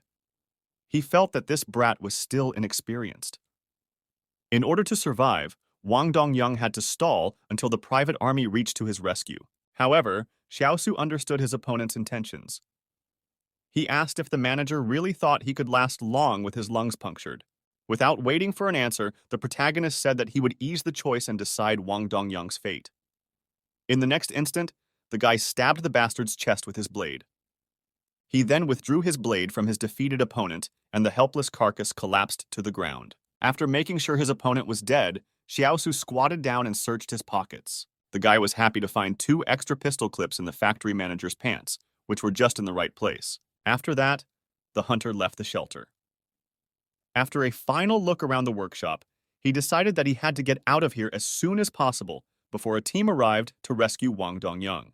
For a while afterward, the panting protagonist piled into the house. Liu Yuan ran out to his brother and was glad that he was unharmed. Xiao Su replied that he was fine and asked if the military had returned. The younger brother, examining the protagonist's arm, said that part of the squad had returned with wounded fighters. The boy also explained that the returning groups took with them the corpses of their dead comrades and wild wolves. As it turned out, the remaining unharmed groups continued their journey through the plant. After drinking the hastily prepared drink, Xiao Su realized that firearms still had a deterrent effect on wolves. This meant that against a private army with guns, the monster's chances of victory were still too low. Suddenly, 2 SUVs pulled out of the gate with armed men sitting on them. Arriving in the center of a neighborhood, the military disembarked and ordered all residents out into the street. The awakened workers were reluctant to come out of their homes, asking what had happened. One of the armed men explained that a large reward would be given to anyone who told who left the trading city today. Zhen Xiaosu and Liu Yuan were among the last to emerge from their huts. The protagonist tensed as he heard the military's demands. The guy realized that it was probably about him. Before leaving the factory, he disguised the wound he inflicted on the manager, as if he had been killed by a wolf.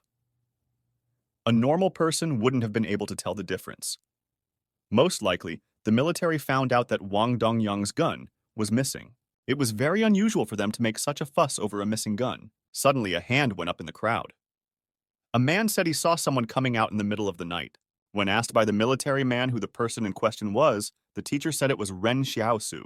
The man turned around and pointed his finger at the protagonist, saying that he had seen everything with his own eyes. Such an incredible act of betrayal shocked the guy to the core. The commander of the military detachment ordered his subordinates to search the suspect. But as soon as the armed men got close to the boy, a merchant appeared out of nowhere. Wang Fugui reminded him that Mrs. Luo had asked from behind the wall to keep an eye on this boy, and he should not be treated like this. The commander of the armed squad asked what it was all about. But the merchant replied that they should go to Luo's boss for all the information, because he could not divulge this information. The military man thought hard. To cross the road to such a man was a very rash thing to do, but still, they failed the mission. Therefore, the military man said that even if it was one of the boss's men, it was a serious matter, for the culprit must be found. He also explained that he would still have to make it up to Mrs. Luo in the evening. The two armed men immediately took the protagonist under their arms. There was nothing the boy could do about it, and they could only wait meekly. Liu Yuan suddenly ran out of the shack with a knife. He realized that his brother was involved in something, so he looked threateningly at the soldiers and shouted that they couldn't come here. Xiao Su realized that this could all end very badly and ordered his younger brother to step back. The child was trembling all over his body, but still continued to block the path of the armed men. Only the teacher was watching the events unfold with a satisfied smirk. Finally, the boy lowered the knife and the armed men entered the shack. Immediately, they began a detailed search of every corner and object. Liu Yuan crossed his arms and prayed that these people would not find anything here. The irritated team leader asked his subordinates if they had found anything in the house. The military men replied that there was nothing here. One of them explained that the place was practically empty, and if there had been a gun somewhere, they would have found it long ago. Not noticing the weapons lying under the iron vat, the soldiers stood up and approached the commander. The leader of the group said that in that case they were leaving here. Hearing this, Liu Yuan finally allowed himself to exhale. After that, the military gave a last look at the protagonist, who defiantly waved his hands at them. The uniformed man stepped aside and Xiao Su looked angrily at the teacher. The guy then walked over to Wang Fugui. The old man was glad that everything had ended well, but he noticed that it seemed like he shouldn't have interfered. After Xiao Su thanked the merchant, Wang Fugui said that if it wasn't for Boss Luo's admiration, he wouldn't have dared to intercede for the guy. Finally, the boy was able to inquire as to which such lady was now in question and how the man knew him. The merchant leaned almost closely to the protagonist and explained that Boss Luo is the representative of the Qing Consortium behind the 113th wall, and he is in rabid excitement about the protagonist's medicine. Xiao Su only then realized why Wang Fugui needed that medicine. The old man also said that from now on, the guy would take a portion once a month, in which case Boss Luo would guarantee no future problems outside the walls. Suddenly, the protagonist asked the interlocutor if he could talk to this lady and guide them behind the wall. The old man reminded them that dirty people like them could never settle behind the wall, and then there would be no one to gather herbs for Boss Luo. The guy realized that this mistress clearly just wanted to get some use out of him. At the same moment, the old man sighed and said that he wanted to get in it all too. Suddenly, Liu Yuan, who had been standing silent until then, called out to his brother. The boy was shaking all over, as if he was feverish. To avoid falling, the child grabbed onto the cape Xiao Su was wearing. However, even so, he was unable to stay on his feet, and after a few seconds, Liu Yuan fainted. The protagonist looked at his brother in horror and immediately rushed towards him. A while later, the baby was carried into the house and placed on the bed.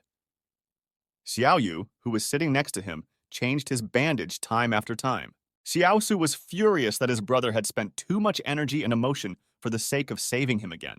The boy talked himself out of it, explaining that he didn't want anything to happen to the main character. At the same moment, Xiao Yu wrung out another towel and placed it on the boy's forehead.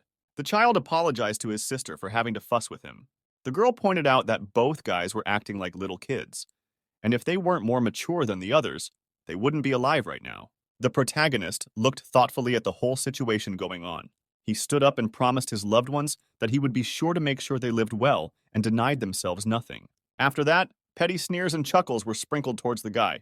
After a while, it's a new day outside. Early in the morning, Xiao Su went out for a walk to collect some water. Suddenly, a familiar voice congratulated him on something, and the guy looked suspiciously straight ahead. Wang Fugui was standing right in front of him. Xiao Su made it clear that he didn't understand what he was talking about. Then the merchant explained that last night, Yu Tong was scared to death and ran away with the money. Therefore, the protagonist is now the only doctor in town. Suddenly, the old man held out a box to his interlocutor. He explained that the manager behind the wall had allocated Yu Tong's house to Xiaosu's needs. After that, the merchant handed the main character a box. He explained that he had prepared a small gift for both boys, and it was something they could eat to keep their bodies in shape. The guy opened the box and found some white object inside it that looked like an egg.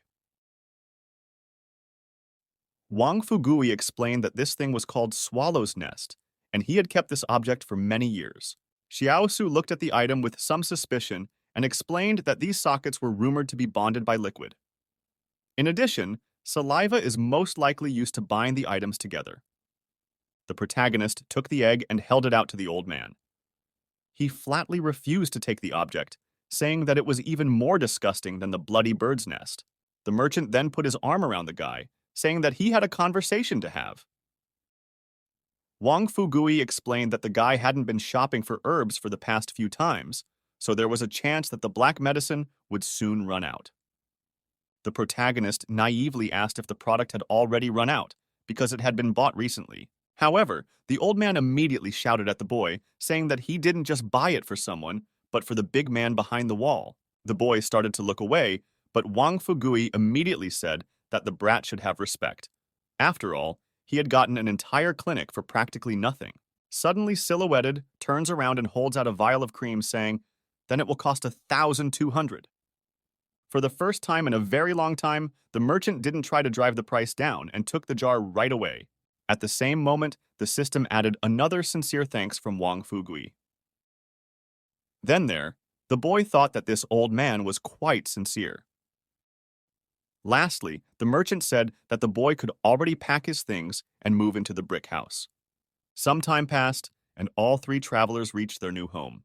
They stood near the main door with some trepidation for a few more minutes. The family then decided to go indoors and look around. The curious Liu Yuan pointed his finger at the strange banner hanging right in the center of the room. The protagonist examined the inscriptions and explained that it says about coming back to life with skillful hands. Suddenly, a task appeared in the system. The activity suggested continuing to rescue 10 patients. But before Xiaosu could look around, he was immediately called out from behind. It was a married couple. The main character immediately smiled and asked what their injuries were, reminding them that coming to him was a good idea. The resident chimed in that his wife was only 4 months pregnant, but this morning she had a stomachache. The worker himself was scared that something would happen to her, and he came to the clinic for advice. And that's just how hard Xiaosu's advice is to dispense. The guy thought about it and realized it would be a little more difficult with her pregnancy. Suddenly, he asked who the worker wanted to save, the mother or the child. This question instantly shocked both parents. This phrase did not work very well. The main character apologized and admitted that he knew nothing at all about gynecology, and it would be dishonest of him to continue fooling uncomprehending patients. He then lightly embraced both of the prospective parents and explained that they could borrow some books from Mr. Zhang at school without taking any pills. It was then that Xiaosu thought that his mission was done for now, and raising his hand, he bid farewell to the visitors, who stared at each other shockedly for a few more seconds. As he turned around and headed for the exit, the worker said that he at least felt that the new doctor was much more honest than the previous one. In the past, the clinic manager primarily promoted medicines for purchase that might not be suitable at all. Sensing that there was a big difference between these people after all, the couple turned around and, even though there was no help, thanked the doctor. The system popped up 2 new notifications, and it appeared that Xiaos had been credited with 2 commendations. But both of them came from a woman. In any case, the main character's expectations were beginning to come true. Now he could just give advice or tell people the right way to get thanks for nothing. From that point on, the guy decided that he would only treat what he knew. A few days later, a man came in with a deep wound to his arm. There was a commotion in the clinic. Xiaosu asked Xiaoyu to help him with the patient. Without any anesthetic, the girl started stitching the skin together. The man could hardly contain himself and shouted that it was very painful. After a while, as the hole had more or less healed, the victim was visited by his mother. They thanked the doctor and he wished them well. Lastly, Xiaosu reminded that the elderly should drink plenty of boiled water. At the same moment, the player had already saved 10 people. The system announced the end of the task and the start of a new phase to rescue 20 patients. Guy realized that the difficulty had increased and asked the palace what his current strength and agility scores were. The system notified that the strength index was 5.5 units, the dexterity index was 4 whole and 1/10. Xiaosu decided that this wasn't too bad. Standing nearby, Liu Yuan suddenly asked his brother, why didn't he just try to treat their people? In response, the main character explained that he just didn't know how to do it and there was no one to learn from. Moreover, the previous doctor also did not have any medical knowledge, yet he managed to teach people and even deceive them. The guy explained that I couldn't profess the same principles. After all, now that that guy was in trouble, no one would help him. So you have to have some humanity. Liu Yuan explained that these days, many people would be happy if something happened to them. So he wondered what would become of their clinic if there was no one to help. Suddenly, the older brother turned around and walked quickly over to the boy, clapping him on the shoulder. Xiaosu seriously looked into Liu Yuan's eyes and said that they should not be allowed to replace emotions with an all-encompassing world sorrow. No sooner had the protagonist said this than someone looked out from behind the door. Xiaosu looked at the passage in surprise, for the man didn't even say anything at first.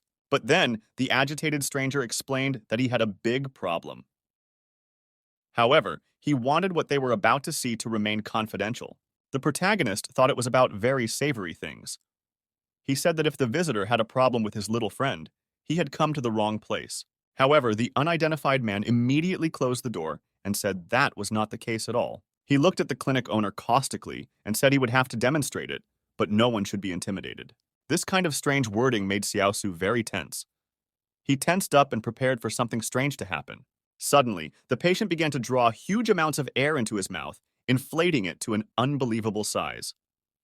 A couple seconds later, he made one big spit, and a bright light poured out of the man's mouth. A small purple sphere appeared in front of the protagonist's face.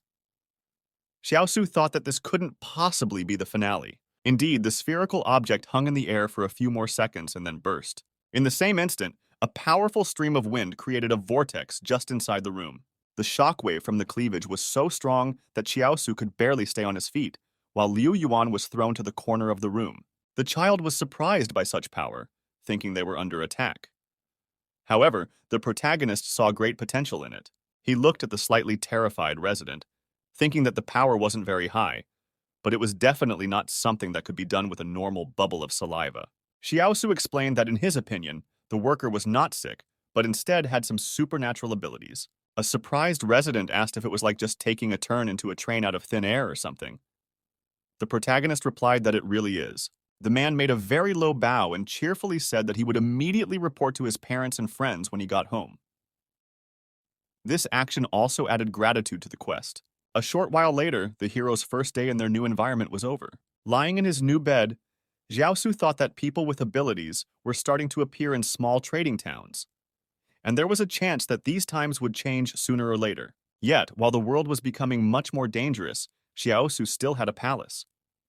The guy had gathered a lot of gratitude today and hoped to unlock the weapon as soon as possible. Suddenly, a strange rustling sound was heard in the backyard of the house. The very badly asleep protagonist immediately got up and listened. Meanwhile, 3 unidentified men climbed the fence and ended up on the property. All 3 thieves made it safely over the fence and landed in the courtyard. Here, however, they were already waiting for them. When the thieves looked up, they found the owner of the property in question standing right in front of them. Unwilling to listen to further entreaties, Xiaosu kicks his opponent between the legs with a swing. The cowering thief, holding his stomach, immediately slumped to the ground. Trying to move away from the pain, he immediately ordered both of his underlings to attack the naked boy. The bullies instantly heeded the order and pounced on the defiant brat. However, it turned out that the guy such an outcome of events, not at all surprised. A few seconds later, several powerful thumps were heard in the courtyard. It was then that all 3 thieves knelt down and begged for mercy, just so long as it was not death. Xiaosu was interested in such a peculiar action and asked who had ordered this robbery. Suddenly, at the same instant, a painfully familiar voice began knocking on the door. It was the military again, with a much more reinforced squad. Hearing the palace gates begin to bang, Xiaosu was surprised that both the robbers and the military were awake that night. Opening the door, the protagonist saw the very same officer. The man said that they had a search order. Suddenly, the owner of the establishment came out to the fighters. Most of the armed men were immediately shocked. A strange-looking boy came out to them with a cloth standard thrown over his neck. The boy was very curious, and he asked why the whole group was here so late. In fact, the main tactic for Xiaosu was the surprise effect. Ideally, the military should have been distracted by the flagpole and not continue their search. The captain was one of the few who made no comment on such a performance. Pointing his finger at the entrance, he once again ordered the troops to search the room. After several troopers entered the building, the officer personally pushed the owner aside. He explained to the new doctor that it made no difference when they wanted to search. Xiaosu looked at the military with strong confidence. Suddenly, the leader of the squad catches sight of the bound hostages. He asked what was wrong with these people, to which Xiaosu replied that they had been sent here to look for weapons. This overly calm demeanor of the prime suspect was beginning to infuriate the military man, as the uniform introduced himself as Wang Kunyan. He also added that if a guy wants to express his dissatisfaction, he can do so through his name by contacting Boss Luo. The protagonist also laughed, wondering what kind of threat he could be. In reality, the guy was actually greatly afraid that Wang Kunyan and Wang Dongyang would have some similarities. The boy realized that they were not going to let him go so easily. But suddenly, a few minutes later, the deputy commander announced that the hut was empty and no firearms were found in it. Wang Kunyan looked at the owner of the premises with disbelief and explained that they had never found the one who stole the gun. Until then, they would continuously search the houses. Walking not far from each other, the paramilitary squad leader patted the suspect on the shoulder and said that if he had been born behind the wall, he would have probably become a great soldier, unlike this bunch of trash. The soldiers got into the car and, turning on the headlights, started on their way. The protagonist was glad that he had hidden the gun on the mountain 2 days ago while gathering herbs. When the car started, Xiaosu finally allowed himself to exhale for the first time in a long time. As expected, the murder had really caused him a lot of trouble. Having dealt with the unexpected attacks, outbursts finally went to bed. Early in the morning, the boy heard a strange noise that made him wake up. Dressed in rags, the protagonist and his brother walked towards the motorcade. Liu Yuan noticed that these people had only been away for a week, which was very strange for this kind of operation. Indeed, after returning, all these people no longer looked so powerful. Before they left, they were clean and healthy. Now one was dirtier than the other. It was the views of all these people that changed. Judging from the mentioned charts, they shouldn't have even reached the foot of Mount Jing, which was their goal. For a moment, the protagonist realized that out of this entire squad, one person stood out very strongly. He looked at this girl who wielded the rifle perfectly. There wasn't a scratch or a speck of dust on her, just like before she came out. She really did seem to be much better than the others, and Liu Yuan, who was observing all of this, assumed that this entire group was now heading towards Old Man Wang. Most likely, in the end, his recommended guide didn't make it back. Something must have happened to him on the way. As expected, the troop arrived at the merchant's house. The girl who was ahead of them asked why the guide didn't know the roads. Because of his modest knowledge, they had been traveling for 3 days and even changed directions several times. The old speculator could not believe what he had heard, but at the same time he asked what was the fate of his guide. The girl explained that he had been bitten by something in the river, and when they pulled out the guide's body, he was already dead. However, something didn't add up. Xiaosu remembered that there was no river that matched the description nearby. The merchant explained to the girl that he had immediately said that he had to find Ren Xiaosu to get to Mount Jing. However, he didn't have time to work as a guide right now because he was working for Boss Luo. The woman asked if she was talking about the guy who had a problem with his head. The trader confirmed her speculation. She then asked if he was the only one who could carry so many people over the mountain. Wang Fugui confirmed her words again. A final brief pause was followed by the order to return behind the wall.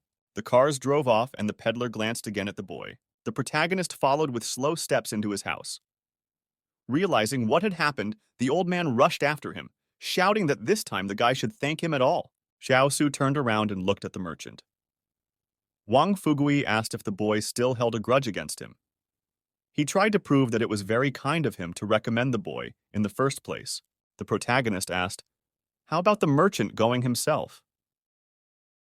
Xiaosu said that he didn't mind drawing a map of the route so that Wang Fugui and the rest of the military could go where they needed to go. That way the old man would be able to get behind the wall. At this point, the merchant began to say that he was too old for this. Besides, as it turned out, he had a son. When Xiaosu heard this, he said that he didn't want to talk about it anymore because he himself had a sister and a brother to look after. The tension point in this argument had reached a peak. The protagonist thanked the Wang Fugui family in raised tones for all their help. The old man himself did the same. Immediately afterward, the system added an extra point of gratitude to the guy's account, which he was overjoyed about. Suddenly, the quarrel was interrupted by shouts coming from behind. Turning around, Xiaosu saw the military men take the man with superpowers under their arms and lead him somewhere. The boy asked his interlocutor in horror what they wanted. In response, the old man quietly muttered that he didn't understand either. Then the protagonist thought that apparently the whole thing was that someone had revealed his tendency to an unusual ability. Several people came forward to defend a friend who was being taken away. However, they were immediately confronted with machine guns and ordered to step back. Wang Fugui, who was good at negotiating, approached one of the soldiers and asked what was wrong. The old man pointed out that although this man was a bit troublesome, but he had not made any big mistakes. However, the escort suddenly pulled out a gun and pointed it at the trafficker, shouting for him to shut up and move away. The protagonist picked up Wang Fugui, who almost fainted. It was completely unclear why these people had grabbed Zhang Baogan. Indeed, the only theory was that someone had found out about his unusual abilities. Suddenly, the merchant sighed sadly and stated the fact that the guy was finished. Xiaosu asked his interlocutor why he was saying that. The old man explained that he'd heard that this guy had demonstrated his superpowers last night, and his rat friends had snitched on him. Everyone outside the walls is checking out people with superpowers, fearing that they might be a threat. After saying that, Wang Fugai sighed heavily and asked the protagonist what he would do with someone who was a threat to him. The guy looked seriously at his interlocutor and said that he would have killed such a person. Suddenly, however, the merchant grinned and said that things were a bit different than the guy might assume. He heard that a psychiatric hospital for people with superpowers was organized inside. According to some unconfirmed but pretty serious rumors, various tools are used there to study unusual people. Wang Fugi reminded that if Xiaosu himself or Liu Yuan had any superpowers, then one should not let outsiders know about them. Suddenly, at the other end of the settlement, there was a cry for help. A man with an axe was fighting off the other three troublemakers. The moment the protagonist saw this attack, one man had already been killed. After shredding the body of the second opponent to pieces, the distraught axe-wielding man shouted that he wasn't going to spare those who betrayed Baogan with their cheap tongues.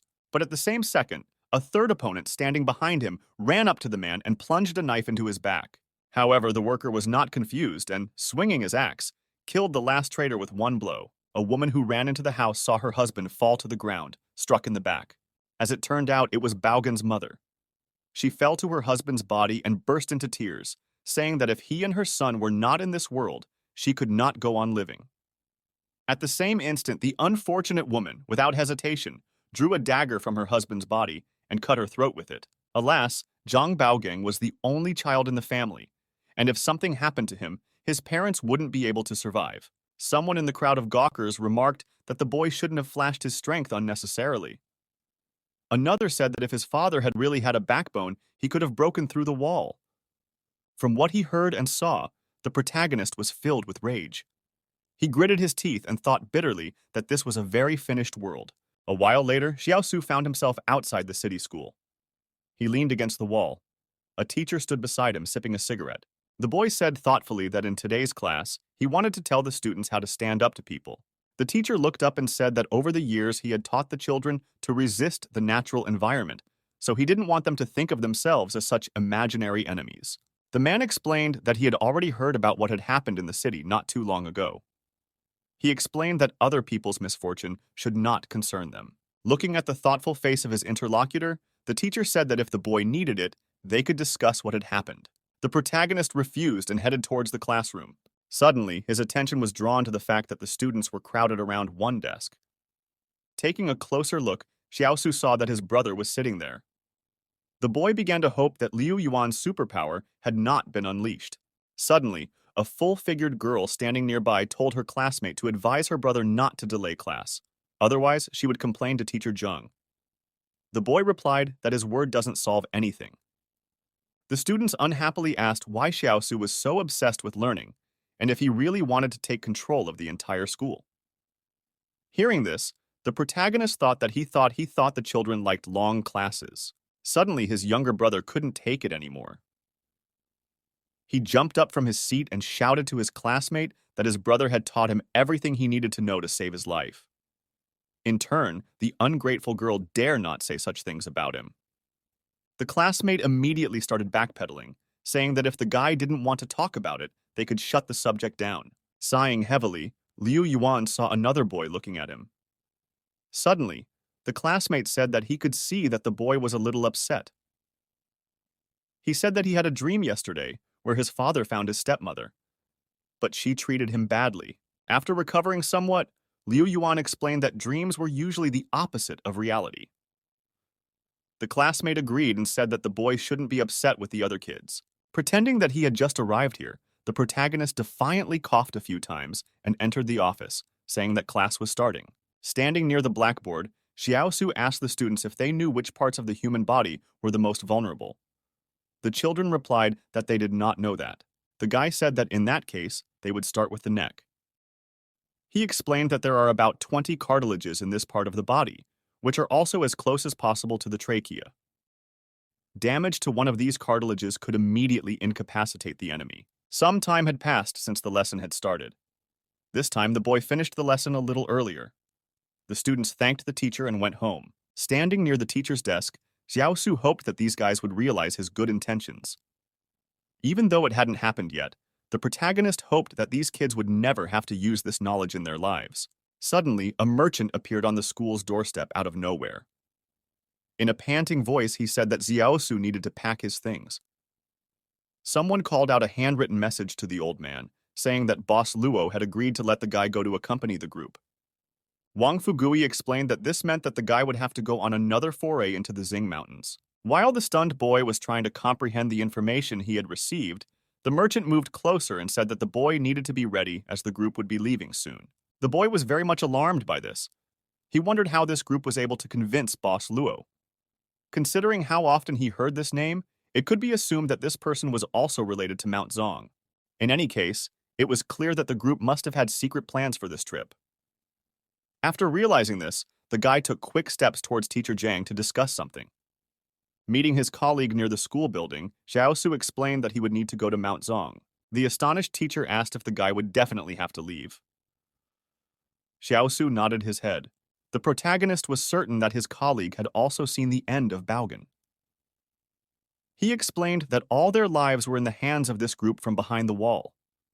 If their mission failed, it would be difficult for them to live in the trading city in the future. The teacher looked at the boy thoughtfully and suggested that Liu Yuan should live at the school during his absence. The protagonist immediately agreed and thanked the teacher for the opportunity. The man gave the boy a look and asked him to take care of himself. When Xiaosu went home to get his things, he met the worried looks of his relatives. Liu Yuan assured his brother that he shouldn't go there. However, the boy said that there was no need to worry about him, and he would handle everything. The protagonist then held out the money to Xiao Yu and reminded her that the girl would need to buy some cigarettes for Mr. Zheng for the duration of her younger brother's stay with him. After giving away most of his savings, Xiaosu thought that even if his sister had any thoughts about the money, she could just take it and leave without hurting Liu Yuan. After all, in this scorched wasteland, for the sake of profit, even relatives can go against those close to them, though it's unpleasant to think about it. The girl smiled and said that she understood perfectly. Then she assured the boy that he shouldn't worry about anything and asked him to come back safe and sound. Immediately after these words, there was a knock on the front door. Suddenly, the system popped up a notification that shocked the protagonist. In the mission, the player had to refuse to go to Mount Zong with his traveling companions. Xiaosu was greatly surprised that even the palace didn't want him to go there. Perhaps it would really be very dangerous there. After gathering his thoughts, the protagonist walked out to the military, not realizing what he was going to tell them. A girl with blue hair stood right in front of him. She explained that the boy should know who they were by now and said that he had no time to pack, for the group was leaving now. Deciding that imitating insanity would help him once again, Xiaosu twisted his face in surprise at the armed men and said, crossing his fingers, that Dad's father's name was Grandpa and Mom's mother's name was Grandma. The surprised leader of the armed group looked at the strange type, not believing that this man was so sick in the head. Suddenly, one of the officers appeared behind her back. He looked at the situation with a smile and said that there was no point in the guy pretending because they had already dealt with each other. Xiao Su recognized the person Wang Kunyan had approached. It looks like pretending won't work this time. As long as this guy was around, he would have to go even if he didn't want to. Not knowing what else to think of, the protagonist shook his head and said he wasn't going. In that same instant, the task was successfully completed. The guy received a basic skill copying scroll. Wang Kunyan, hearing such audacity, asked why this brat thought he could dictate the rules to them. However, before the bulky man could finish speaking, Xiao Su immediately walked past him and calmly said that he would go. Ignoring the shocked officer, the boy approached the leader of the group. He said he could go on one condition. Xiao Su wanted 30,000 as a reward. The woman refused him and told him that it was only 10,000. Realizing that it would not be possible to make a lot of money, the protagonist demanded to add 10 bags of salt, the same number of packs of cigarettes, and 100 kilograms of rice. In the end, the woman gave in and said that she was willing to pay 30,000.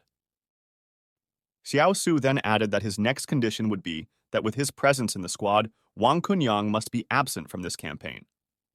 The thug approached his opponent and said that he was very funny. Meanwhile, it was Wang Kunyan who had searched Xiao Su's house twice.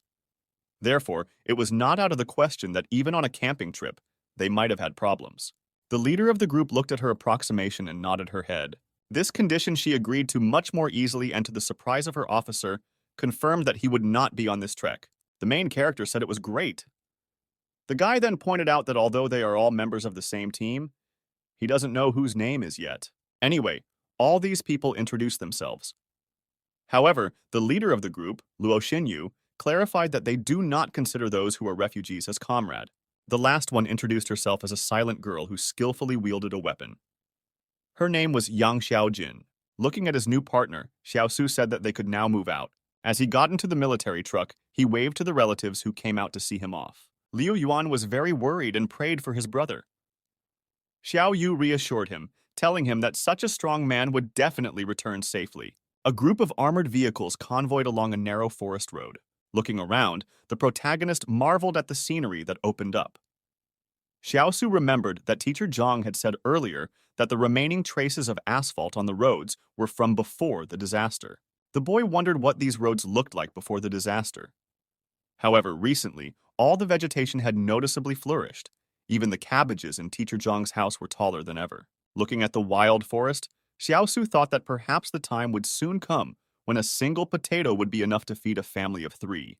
Suddenly, the boy's stomach rumbled loudly. He was surprised that for some reason the group didn't say anything about snack breaks. But suddenly the protagonist realized that he was currently in a food truck. Taking a good look around, Xiao Su tore off the blanket and found that behind it were water bottles and packs of cookies. It all looked like an incredible delicacy. You had to have great restraint not to jump on the food immediately. Soon the sun had already gone below the horizon. The group, with their headlights on, still kept moving. Suddenly, one of the fighters leaned out of the window and waved his hand and shouted that they would stop here and make camp. After getting out of the car, several military men headed toward the food truck, agreeing that they would split everything equally. As they approached the back of the car, the fighters heard a strange sound coming from the rear platform. Upon opening the locking rack, the military discovered a strange sight. Their guide was sitting next to several open boxes of cookies. One of the fighters asked Xiao Su in horror what he had done here. Chewing the last cookie and stroking his full belly, the protagonist replied that he saw no reason to panic and said he didn't do anything. A commander's car pulled up to the truck. The military men standing nearby were furious that the boy had eaten 5 packs of cookies. They offered to kill him on the spot, because if he kept eating like that, they wouldn't have enough food to get to the 112th wall. Yang Xiaojin stared intently at the main character.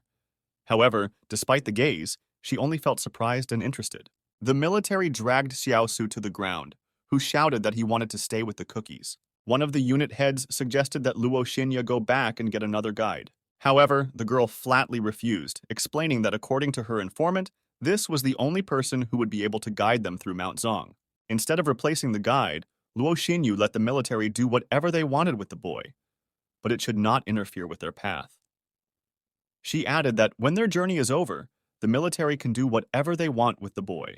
Meanwhile, the silent Yang Xiaojin continued to watch the protagonist. Xiao Su walked idly around and kicked the stones lying on the ground.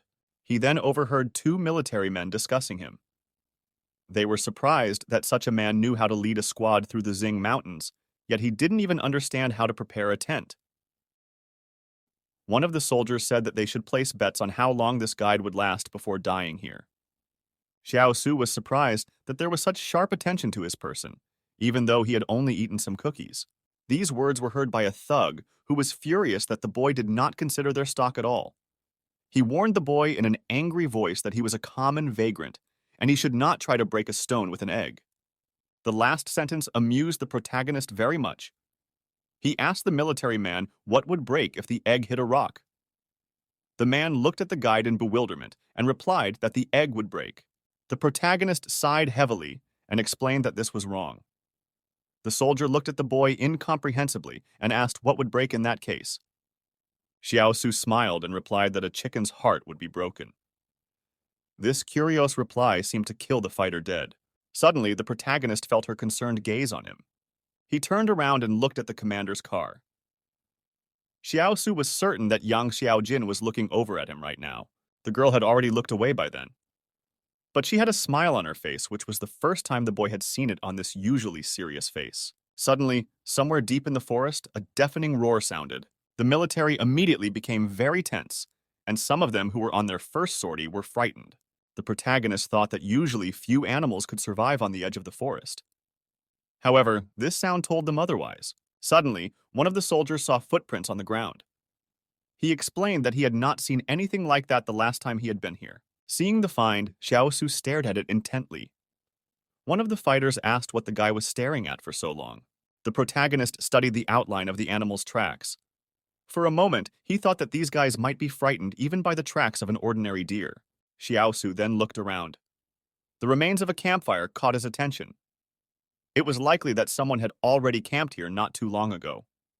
The boy reassured himself that it is a very bad habit not to clean up his food waste in nature. He then pushed one of the military men away and walked closer to the tracks to get a better look at them. The protagonist easily determined that these were the paw prints of a bear that had been attracted by the food left behind by humans last time.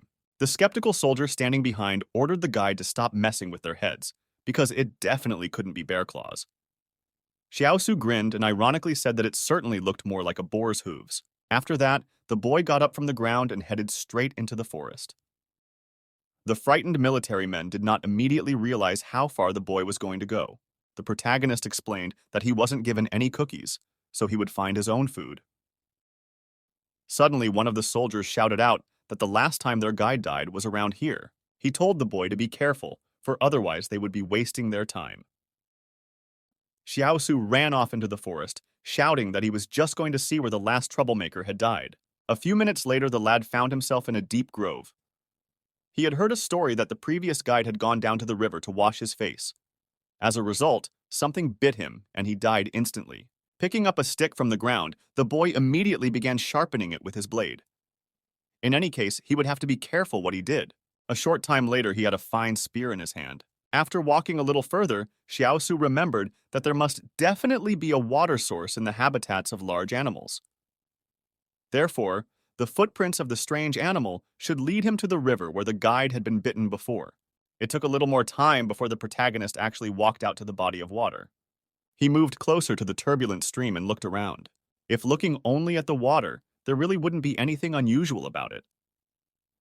The guide must have been attacked by some kind of fish lurking underwater.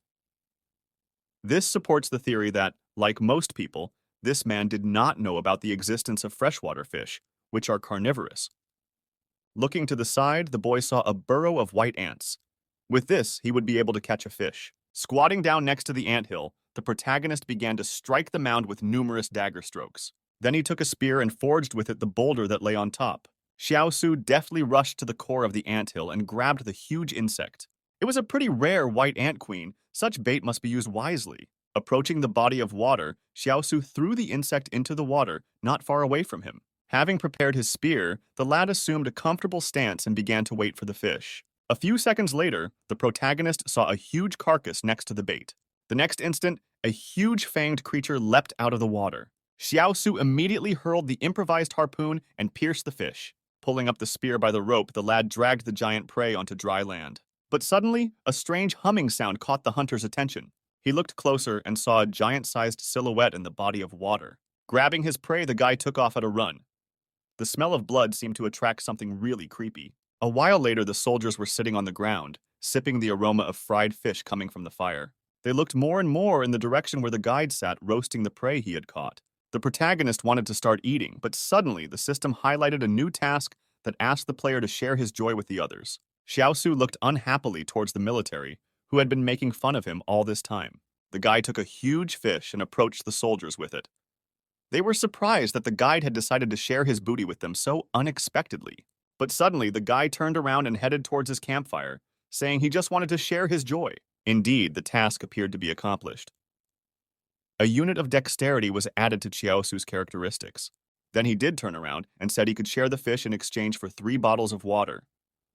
The well-stocked military men immediately agreed. Immediately, the soldiers gleefully pounced on their prey, greedily ripping it to shreds. Young Xiaojin looked towards the departing Xiaosu with a smile. After hesitating for a moment, the girl followed him. The protagonist sat down next to the remaining half of the fish when suddenly, Yang Xiaojin joined him. She looked into the guy's eyes with interest and muttered something about fish. Shifting his gaze from the girl's eyes, the boy came to a horrified halt. Yan Xiaojin pointed her M9 pistol at him and calmly looked into the guy's eyes. Xiaosu looked fearfully at the weapon. Considering Xiaojin's skill, one should try their best not to make her angry. The protagonist offered the girl 2 pieces of fish. Suddenly, Mrs. Luo appeared nearby and said that she would have the same portion as her subordinate. However, Xinyu remarked that she wasn't going to eat someone's food for nothing. The group leader held out a chocolate bar to the guide and said that he could have a couple pieces too. But suddenly, the guy grabbed the entire portion and ate it in one bite. He then held out his hand to the stunned group leader and said that the girl owed him another piece. A surprised Miss Lo said she would bring more. Meanwhile, Xiao Jin sprinkled spices on the frying fish. Xiao Su kept his eyes on the beautiful girl. He wondered if all the girls behind the wall were so attractive. Suddenly, the huntress grabbed the whole fish and started nibbling it without even separating it into pieces. The infuriated guy shouted that it was his fish and Xiao Jin as a girl could try to restrain herself. The group spent the night in makeshift tents and cars. After a while, the sun came up. Xiao Su was awakened by the first rays of light. He stood up and scratched his stiff neck. The boy didn't have a tent, and the other fighters wouldn't let him in. With tired eyes, the hunter looked around the camp. Some of the soldiers were still snoring blissfully under the canopy. Those less fortunate were on night duty, trying their best to stay awake. Xiao Su looked in the direction where he had made a fire even last night. Rising to his feet, the boy strolled over to the place. Suddenly, there was something missing. The protagonist clearly remembered discarding a fish skeleton near this tree last night. Xiao Su became wary and reached for his dagger. For a reason he didn't understand, the bones disappeared. There was a good chance that they had been carried off by ants. After all, these creatures, when mutated, can grow to the size of a finger. Besides, there was their nest nearby, to which they could easily drag the bones. Deciding that it wasn't that important, Xiaosu walked through the forest and then returned to the camp where the loading was already in full swing. One of the soldiers spotted a suitable guide. The boy had been missing all morning, and it was suspicious. However, he explained that this time, Xiaosu would get into the first car and show the road they would take. The protagonist said he was just about to talk about it. He asked the soldier to warn the others to keep the cars as far away from the river as possible. The fighter looked at the guide with incomprehension and said that they were far away from this body of water, and there were only a few fish to be feared. Then the command to disperse into vehicles was heard, and the soldiers began to prepare to leave. The protagonist got into the car leading the convoy. Suddenly, the driver stopped abruptly and stared straight ahead in horror. The people driving behind looked nervously at the first car and asked what was wrong. Xiao Su looked forward and was at a loss for words. A deer of enormous size came out of the woods onto the road. It was unclear where it had come from and why it had not disturbed their camp last night. At the same time, soldiers poured out of the armored vehicles one by one. They pointed their machine guns at the creature. Junior Lieutenant Xu Xiangchu radioed the command to not shoot. The people now needed to act without any sudden movements so as not to provoke the monster, who for now just kept standing there looking at the people. A fighter named Chung Donhan looked at the frightened new recruit and said that he should not be afraid because it was a herbivore and there were no predators here. But at the same time, the deer suddenly shook its head sharply from side to side. The next instant, he rushed swiftly toward the column of cars. The driver behind the wheel of the lead armored car was frightened, but managed to turn the steering wheel and step on the gas. A car on a countercourse left the impact. The deer ran past and slammed with all his might into the second armored car. Xiaosu looked around in horror, unable to believe his eyes. Just now, he was on the verge of death. The deer cushioned the second car with its antlers and, with a shake of its head, threw the armored car high into the sky. Immediately after that, the monster ran swiftly into the forest. The soldiers were ordered by radio to open fire. However, the beast still managed to escape into the woods and go unpunished. Xiaosu got out of the car and watched the shooting. He immediately thought it was strange that Xiao Jin didn't join the whole group. The girl didn't even draw her weapon and calmly watched the monster run away. The squad started pulling soldiers out of the attacked vehicle. One of the hunters remembered that Xiaosu was known as a doctor from the trading city. He immediately asked the guy to come over and help the injured. The protagonist sighed heavily and headed towards the overturned car. That's how the second day of the expedition began. The soldier sat on the ground, leaning against the armored vehicle, and tried not to touch the bruised spot. Xiaosu quickly assessed the situation and realized that it was only a scratch, and his help wouldn't be of any use here. Nevertheless, the guy decided to tyrannize. He squatted down and folded his hands in an imaginary prayer, reciting a strange mantra that shocked everyone around him. A soldier standing behind him angrily asked the guide what kind of a doctor he was if he didn't heal at all. The protagonist, on his feet, said that he was not a doctor, but a witch doctor. The hunters looked at the guy contemptuously and realized that he was an idiot. One of the fighters immediately pushed the boy away, saying he was just in the way. The driver of the overturned car then asked the lieutenant if they could still repair that armored car. Shu Xianchu inspected the damage and realized that this vehicle was broken to the point where it was unlikely to be repaired. However, there might still be people sitting in the back of the trucks. This lieutenant pointed to the three fighters and told them they would have to be patient and ride in the back of a truck the rest of the way. After picking up the wounded, Shu Xiangchu ordered the soldiers to spread out in the vehicles. Two fighters who were less fortunate than the others climbed into the truck. One of them said that it was all the conductor's fault, and in general he should drive here. Suddenly, the second soldier grabbed his neck and suddenly shouted. A second later, he fell out of the back of the truck. The people around him immediately rushed to him.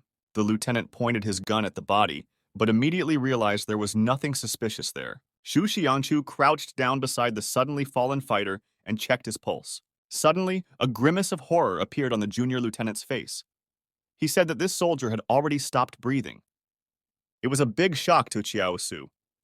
The boy didn't understand what caused the death of one of the fighters, but he guessed that he could have been in the same place. Meanwhile, the rest of the group also ran up to the scene. The fighters, who had not caught the incident, asked how the guy died. The hunter next to him said he didn't see anything.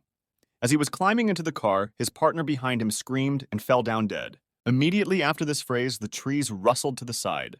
Tension hung in the air. It was definitely clear that there was something in the forest. One of the privates suggested to the lieutenant, returned because the situation that had occurred was too strange. However, Su Qianchu, who was also frightened, said that this time they had taken a contract that was non-cancelable, so they would either die or the order would be fulfilled. But suddenly, Luo Xinyu interjected into the conversation. She ordered the soldiers to stop arguing and said that they had better get out of here. The lady added that the guide would lift the corpse of the soldier named Zuxia into the back of the truck and ride with him there. Meanwhile, Xiaosu examined the dead man's body. He found a bee sting on his neck.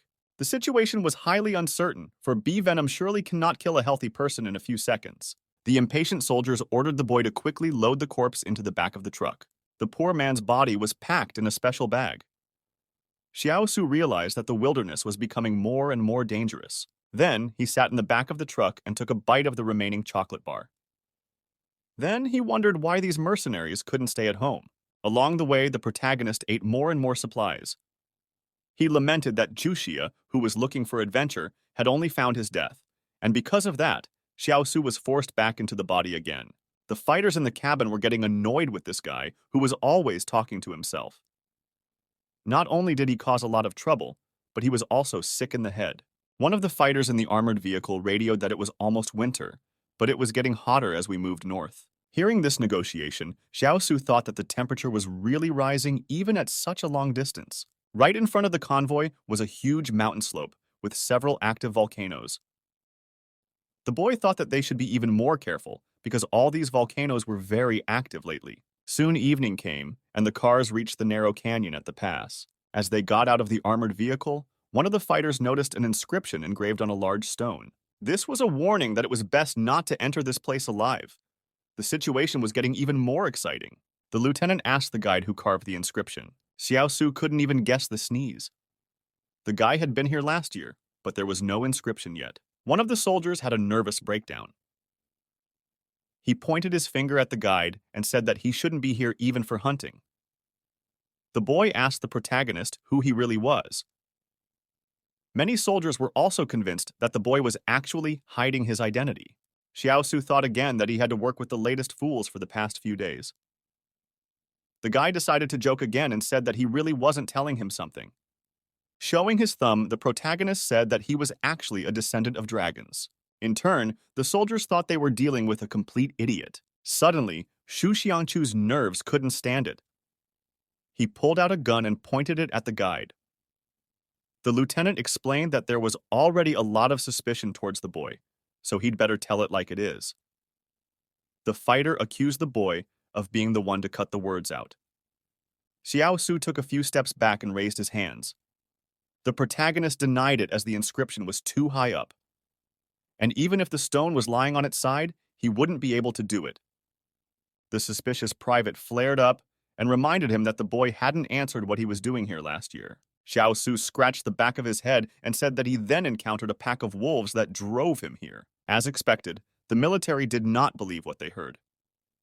Everyone knew that a child could not survive after an attack by wolves. When asked how he managed to get away from there, Xiao Su replied that at that time, he simply wasn't the target of that pack and ended up in that place by chance. The protagonist narrated that at that moment he hurried to hide in the forest as soon as he heard the howl. But the wolves suddenly rushed after him, catching up more and more with each second. Xiao Su was unable to navigate and accidentally ran into the canyon. At the same time, the pack suddenly stopped chasing him in that place. At the end, the boy added that the monsters hovered near the entrance for a few seconds and then headed back out at a run. This story stumped even the most seasoned fighters. If even a pack of wolves didn't dare enter this place, there must be something much scarier. Xiao Su also specified that he hid here for about 2 days, not knowing how far the monsters had gone. Then he decided to come out, and then he didn't remember what happened. Suddenly, one of the fighters suggested that there was a high probability that the inscription was left by one of the people with superpowers. The lieutenant immediately interrupted the private sharply, ordering him to shut up as it was a military secret. Suddenly, one of the soldiers snapped at the senior officer. He explained that Shu Xianchu couldn't be anything like an officer. The other soldier was certain that even if the mission was accomplished, Ma Xin was unlikely to release them. Looking at all this, the protagonist thought that this army is so disorganized that it dares to cross its commander at will. However, their conversations assured the guy that they had a completely different purpose for the trip. Suddenly, a strange rustling sound was heard in the back of the truck. The soldiers have long turned their heads in that direction. It was clear that every one of them had heard it. The fighters immediately ducked down and cautiously approached the body. Looking around, the lieutenant ran out with his subordinate and pointed his gun at the creature. The 2 soldiers then fired several shots at the suddenly appeared enemy. Then, as the 2 mercenaries came to their senses, they took a closer look and were horrified at what they saw. In the back of the truck lay the most ordinary mouse, into which they had put several bullets at once. The lieutenant shouted that it was just a rodent that wanted to steal food. But then, after taking a closer look, Shu Xianchu became furious. He also called Xiao Su over to him. The boy walked up to the lieutenant and asked the frightened mercenary what had happened. Shu Xiangchu pointed at the body and asked where their soldier's body was. The protagonist turned his head and saw that all that was really left in the back of the truck was food and a dead rat. The rest of the fighters ran up to the truck. The paranoiac immediately pointed his finger at the guide and said that he was the one who had been sitting here all this time. Xiao Su immediately explained that he had no idea where the body of the slain fighter had gone. Indeed, a normal adult male weighing about 80 kilograms couldn't disappear without a single sound. The private again began to beg the lieutenant to return, as it was becoming even more dangerous here than in the woods. This time, Shu Xiangchu didn't object so harshly. On the contrary, the mercenary thought about curtailing the operation. After a few seconds of deliberation, he summoned the rest of the group to discuss the way forward. After everyone had gathered, Shu Xiangchu reminded them that there was a sign at the entrance of the gorge, clearly warning that there might be dangers in the depths that even a person with superpowers would have a hard time dealing with. On the other hand, strange events were also happening in the forest they had already traveled a day away from. Xiu Xiu's mysterious death and the unexplained disappearance of his body were still unanswered. Luo Xinyu noted that although the forest was dangerous, there was a chance that their squad wouldn't die there completely. However, it was impossible to guess what dangers the gorge would hold for them. Putting all the facts together, the lieutenant thought about making a final decision. Mrs. Luo looked at Xianchu. In her heart, she knew that any choice would be right in its own way. Nevertheless, she noticed that the lieutenant was very much concerned about his future fate should he return. The lady promised that through her influence, she would help the mercenary transfer from the private army when they returned. Shu Xianchu sharply replied that it was not what he had in mind, however. He agreed with this opinion. While the lieutenant was talking about them stopping right in the gorge to spend the night, Xiaosu heard a suspicious sound behind him. Shu Xianchu added that it was too dangerous ahead and they should turn around before it was too late. At the same moment, the protagonist climbed onto the roof of the armored car. He looked around and saw the strange creature that had been watching them from the cliff all this time. Looking closer to realize the extent of the danger, Xiaosu was horrified. A wolf watched them from above, a sense of unfathomable power emanating from it.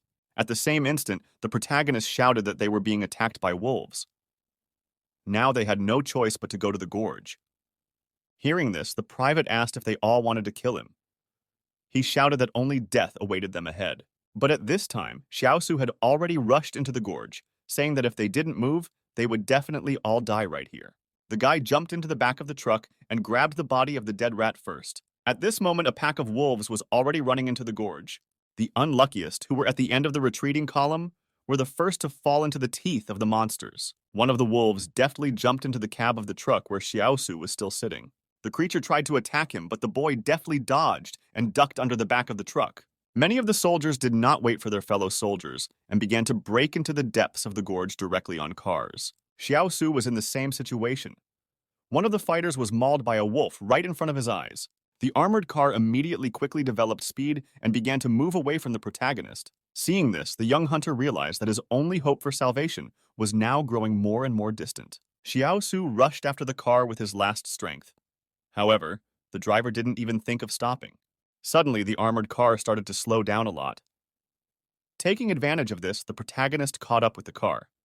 Suddenly, the door opened, and he saw Xiao Jin sitting in the back seats, who held out her hand to him. Xiao Su noticed that the girl was holding the driver at gunpoint and threatening him in an attempt to save him. The guy also suddenly realized that Xiao Jin hadn't been around all this time. The boy hesitated, thinking that the car wouldn't be able to outrun the wolf on such a horrible road anyway. However, the girl as if read his thoughts and instantly dismissed all doubts, pointing a second gun at the face of the protagonist. She ordered the conductor not to hesitate, not to be stupid, and to get into the armored car faster. In the end, only a few cars managed to survive and break through the small debris. Soon, on one section of the road, a pack of wolves stopped chasing the fleeing humans. The monsters sniffed the area and turned around, heading for the exit of the gorge. People got out of the cars, still not believing that they had been miraculously saved. Indeed, the wolves did not even try to enter the gorge. The soldier who had been panicking all this time looked at the guide and realized that this tramp was indeed telling the truth. Suddenly, the soldier saw the boy standing with a rat in his hand. He asked the strange man why he wanted the corpse of the stinking creature. Xiaosu replied, without a shadow of doubt, that he would eat that mouse a little later. What the guide said caused a gag reflex in most of the soldiers. The boy explained that all the food was in the back of the truck. However, the provisions could not be carried into the gorge, so they would have to eat like this for the near future. Besides, the mouse had eaten the cookies, so it was much more nutritious now. Suddenly, a sharp dagger stabbed into the animal's corpse. Standing nearby, Xiaojin said that she wanted to share in the rights of a savior. In return, she could lend Xiaosu this knife. The boy grinned and said that he would only share if he kept that blade forever. At the same moment, a spider descended on his head from above. The protagonist had time to react and pulled out a dagger from the rat's carcass, which he immediately used to cut the monster's legs. The rest of the fighters stared in horror at the unusual creature that had descended from somewhere above. Xiaosu immediately looked around the rocks and realized that he wouldn't be able to rest for a while yet. From above, a horde of spiders was approaching the uninvited guests at breakneck speed. There was no end to these monsters. In addition, all the people in the gorge at that moment were facing them for the first time. Xiaosu panicked and said that they better get out of here soon. But at the same instant, the system announced the start of a new mission, in which the protagonist needs to help at least 10 people escape from the gorge. Such an unexpected appearance of a side quest finally pissed the guy off, and he shouted that he wasn't going to fulfill such nonsense right now. Some of the bugs suddenly began to separate from the rock and leap at the humans, planting on their wings. The lieutenant immediately gave the command for the men to disperse to the remaining vehicles. However, some in the flurry of general chaos did not hear the order and ran towards the cliffs. One of the soldiers turned around and looked in horror at the monster that was rapidly approaching him. The heavy bug hit the guy's head on the ground with all his might and stunned him. Meanwhile, the main horde in a single stream was already in the lowlands. One poor guy on his way to the car tripped over a rock and fell. In desperation, he turned around and looked at the approaching bugs. One of the monsters saw the defenseless victim and swooped straight at the helpless soldier. The man thought he was finished. But suddenly, a torrent of blood splashed right in front of him. When the soldier opened his eyes, he saw the guide in front of him, who cut the monster's neck with a single blow. Looking around, Xiaosu realized that he couldn't help anyone else. That's when the protagonist realized that the soldier he saved had passed out and was foaming at the mouth. The boy picked up the motionless body and ran away from the oncoming monsters, shouting along the way for the fighter to wake up as they badly needed a driver. The speed of the bug pack was much slower than that of the wolves. This allowed Xiaos to run to the car. Opening the door, the guy threw the still-awake driver behind the wheel. After hitting his head on the steering wheel, the soldier began to regain consciousness. He gritted his teeth and clutched his forehead. The boy looked around to see what he had better do now. Suddenly, he heard the click of the safety catch behind him. Xiaosu turned around and saw Xiao Jin standing in front of him, who aimed a gun at him. Before the protagonist could realize anything, the girl immediately shot to the side. Looking to the right, the guy saw that with one shot, she had killed a beetle that was ready to claw at his head. Xiaosu exhaled and looked at the girl. Still, this Xiao Jin frightened him a bit, even though this was the second time she had saved his life. Shooter opened the car door and said it was time for them to leave. Then they both jumped into the armored car and slammed the door shut. At this time, the driver, rubbing his temples, began to regain consciousness.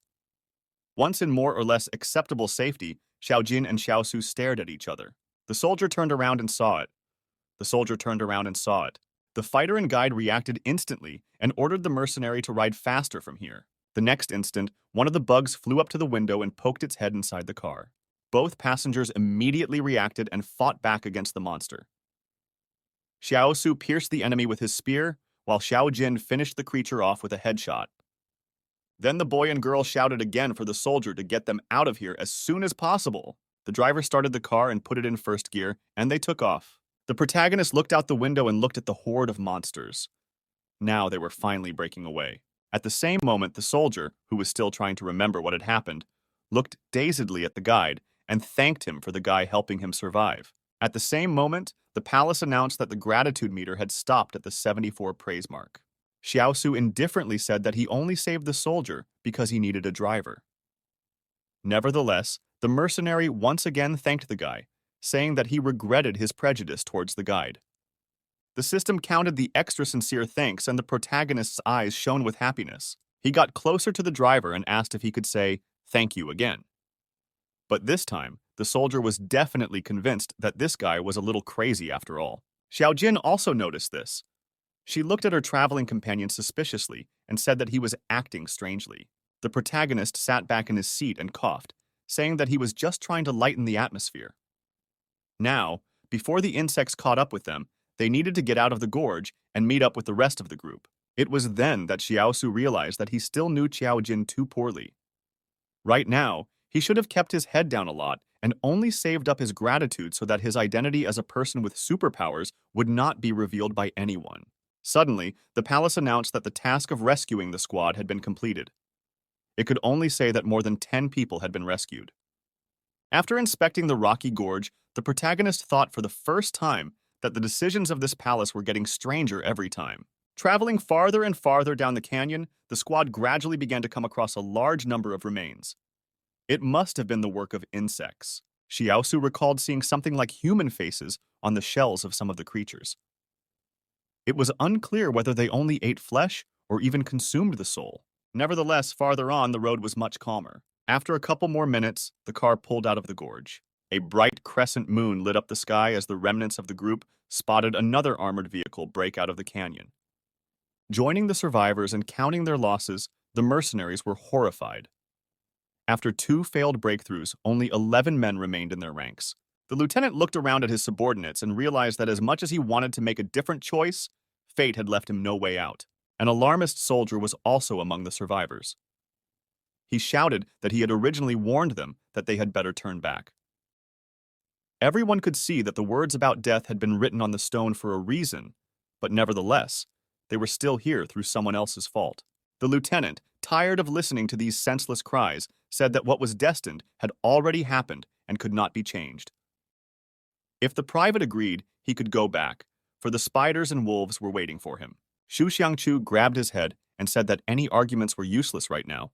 They just needed to take a breather to figure out what to do next. Unexpectedly, Mrs. Luo, who had also survived the ordeal, asked the lieutenant what purpose his squad had come to these mountains for. Suddenly, Xiaosu realized that the internal structure of the group was not at all what he had expected. Xu Xianchu immediately looked at Xinyu irritably, and a tense silence hung in the air. Suddenly, another mercenary repeated Madame Luo's question.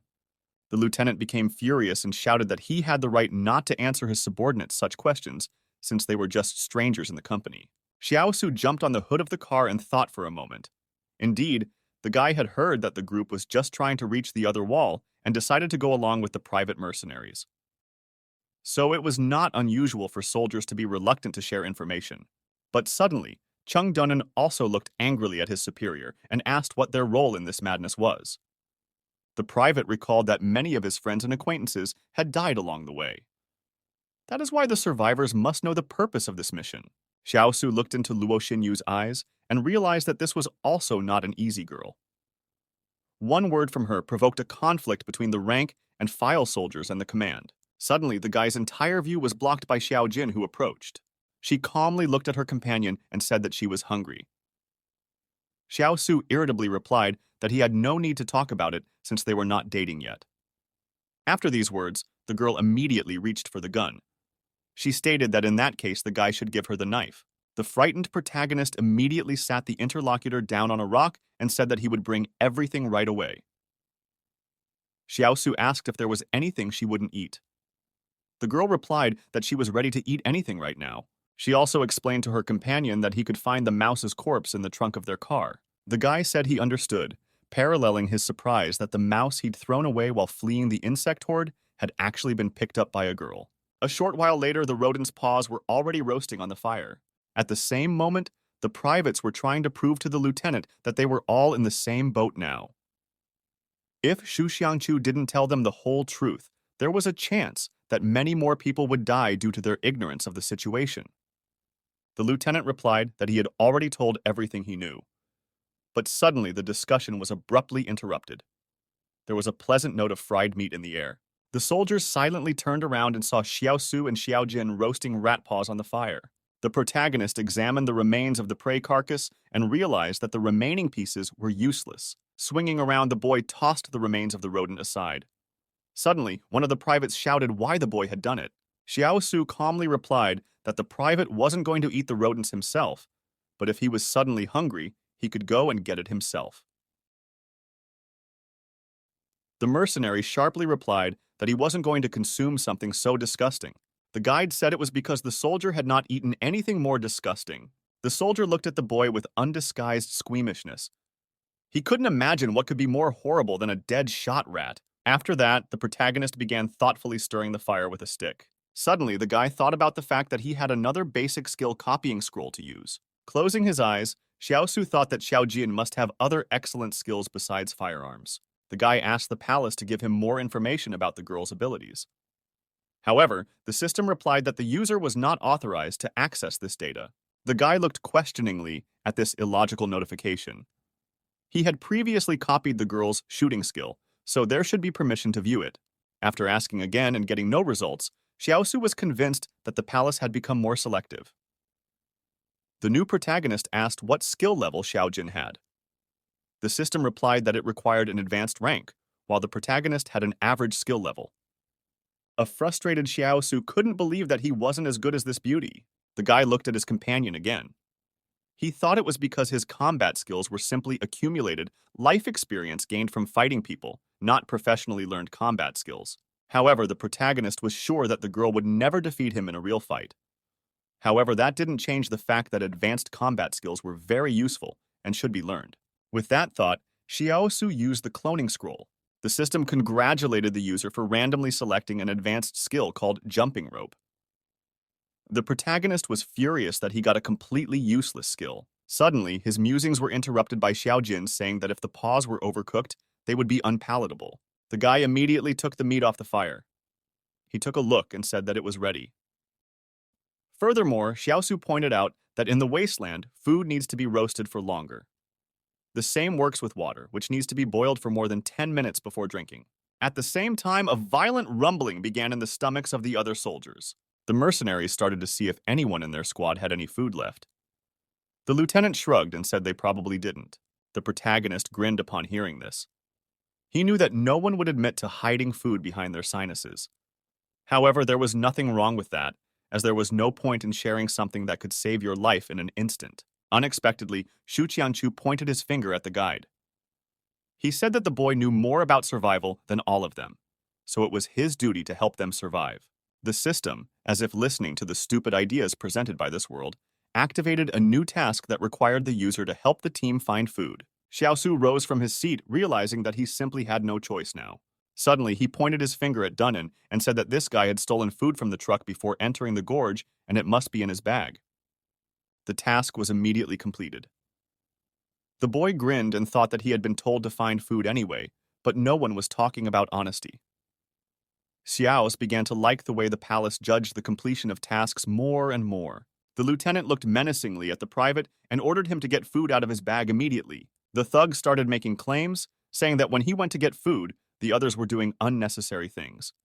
So now he has the right not to share his food with anyone. Shu Xiangchu said that it would have to be done for the benefit of the entire surviving team. The private then suddenly drew his gun and pointed it at the formal superior. He asked if the lieutenant thought he still had any power. Dunnan shouted that he would not let anyone present even touch his food. The situation was starting to get out of hand. Gromala continued to keep his gun at the ready. He ordered everyone present to take care of the problem of finding food on their own. The lieutenant looked calmly into the eyes of the distraught soldat and said that he should just share now, and once it was light, they could find everyone food. Dunnan grinned and said that it was still unknown if they would be able to get out of here alive. Suddenly, Shu Xiangchu rushed down, moving out of the line of fire, which caught the private by surprise. In the next instant, the lieutenant delivered a powerful blow to the body of the bulky man, who immediately flew aside. Dunnan fell to the ground and hit his head hard. However, the gun was still in his hands. When he regained consciousness, the soldier began to rise to his feet. Immediately, he looked at the lieutenant with hatred. It seemed that now there was no way to avoid a firefight. Suddenly, the mercenary standing behind the leader's back shook and reached a hand for his groove. Pulling out his dagger, he swiftly began to move towards the unsuspecting Shu Xianchu. Hearing the stomping, the lieutenant turned around and saw that he was being attacked from behind as well. Now the situation was becoming critical for him. Xiaosu watched with his mouth hanging open, unable to do anything about it. But in the next instant, the attacker's path was suddenly blocked by a dark entity that appeared out of nowhere. A humanoid shape grabbed the arm of the uncomprehending soldier. The protagonist almost immediately assumed it was a superpower. The ghost immediately deployed the knife blade and stabbed his attacker in the stomach with it. Dunnan jumped up from his seat and fired at the matter. After finishing off one of the attackers, the ghost immediately covered Shu Xianchu with himself. All the bullets hit the ghost's body exactly. However, none of them did even the slightest damage. As the bullet slammed into the dark matter, it bounced off and fell to the ground. A sepulchral silence immediately hung in the air, broken by a barely audible ringing. Xiaosu was shocked by what had happened. He suspected that there were people with superpowers in the group, and he had only suspected Xiaojin before. But the guy couldn't even guess that the lieutenant would be so good at hiding it. It was a pity that there was no skill copying scroll yet, so the protagonist should copy his skill when he had the chance. At the same moment, Xiaosu's attention was caught by Xiaojin. The girl was absolutely indifferent to what was happening. The guy asked if it was interesting, to which the shooter replied that she was delighted. The protagonist sighed and thought that, judging by her face, she didn't care about any of this at all. At the same moment, the dark matter enveloping the lieutenant dissolved. Xu Qiangchu explained that he was just trying to find a way out of the situation and didn't want to offend or traumatize anyone. The fighter sitting on the ground was writhing in pain, trying not to move. The lieutenant looked at the guide. He asked the fellow to examine the fighter's injury, since Wang Fugui had told him earlier that Jiaosu was a doctor in the city. The protagonist walked closer and took a quick look at the injury. He noted that the injury was quite serious. The frightened soldier asked the guide how long he had left to live. Xiaosu replied that the soldier had 10 minutes to live. After a brief general silence, the protagonist suddenly started counting down from the number 10, making it clear that he knew nothing about it. The lieutenant noted that he purposely avoided important places and internal organs when counterattacking. Xu Xiangchu added that according to Wang Fugui's stories, the guy had some kind of miracle cure for his wounds. Xiaosu confirmed this, but added that he was hired as a guide, not a personal physician. In addition, his medicine is very expensive. The guy asked for payment up front, but the lieutenant grabbed his head, saying he forgot the money in the lost car. The wounded soldier muttered through gritted teeth that he had money with him. While the mercenary was writhing in pain, the protagonist asked him if his money was in his right or left pocket. Unable to say anything else, the fighter pointed to his right leg. Xiaosu smiled and said that he basically didn't know how to stitch wounds. The guy added that it would depend on God whether the wound would heal after the medicine or not. Someone immediately called him a quack. Mrs. Luo said she had some thread, but she was afraid of blood.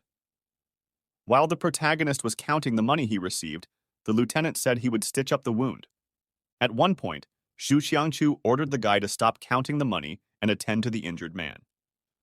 The protagonist said that he wouldn't take too much, and 1,200 should be enough. After the wound was anointed with a special medicine, the lieutenant began to wield the thread and needle. In the process of sewing up the wound, he said that he saw no further point in hiding anything.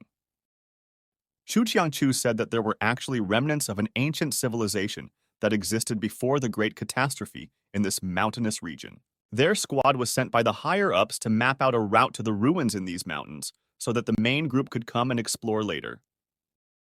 However, the lieutenant soon discovered that this region seemed to hold mysterious powers, capable of evolving beasts and possibly aiding superhumans as well. Eventually, after looking at everything that had happened, he changed his mind and decided to go back behind the wall. It was too dangerous for such a small group. At the end, Xu Xiangchu added that he just didn't know what might be waiting for him there, so it wasn't worth taking any chances ahead of time. The lieutenant finished and straightened up. He said that after revealing his superpowers, there was no longer a road beyond the wall for him. Therefore, Xu Xiangchu was going to go deeper into the mountainous region to continue his research. Then the commander looked around at the people around him. Now each of them knew the dangers of the place and could make a decision according to his desire. Unexpectedly, Xiao Jin replied almost without a second thought that she would go along with the lieutenant next. The girl explained her position by saying that the place they were in now was no less dangerous than it was there, and they had a better chance of surviving with a superhuman.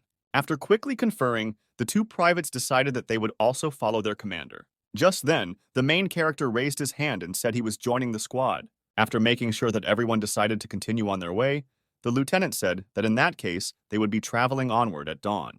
Xu Xiangchu also warned that by their consent, everyone around them confirmed his leadership.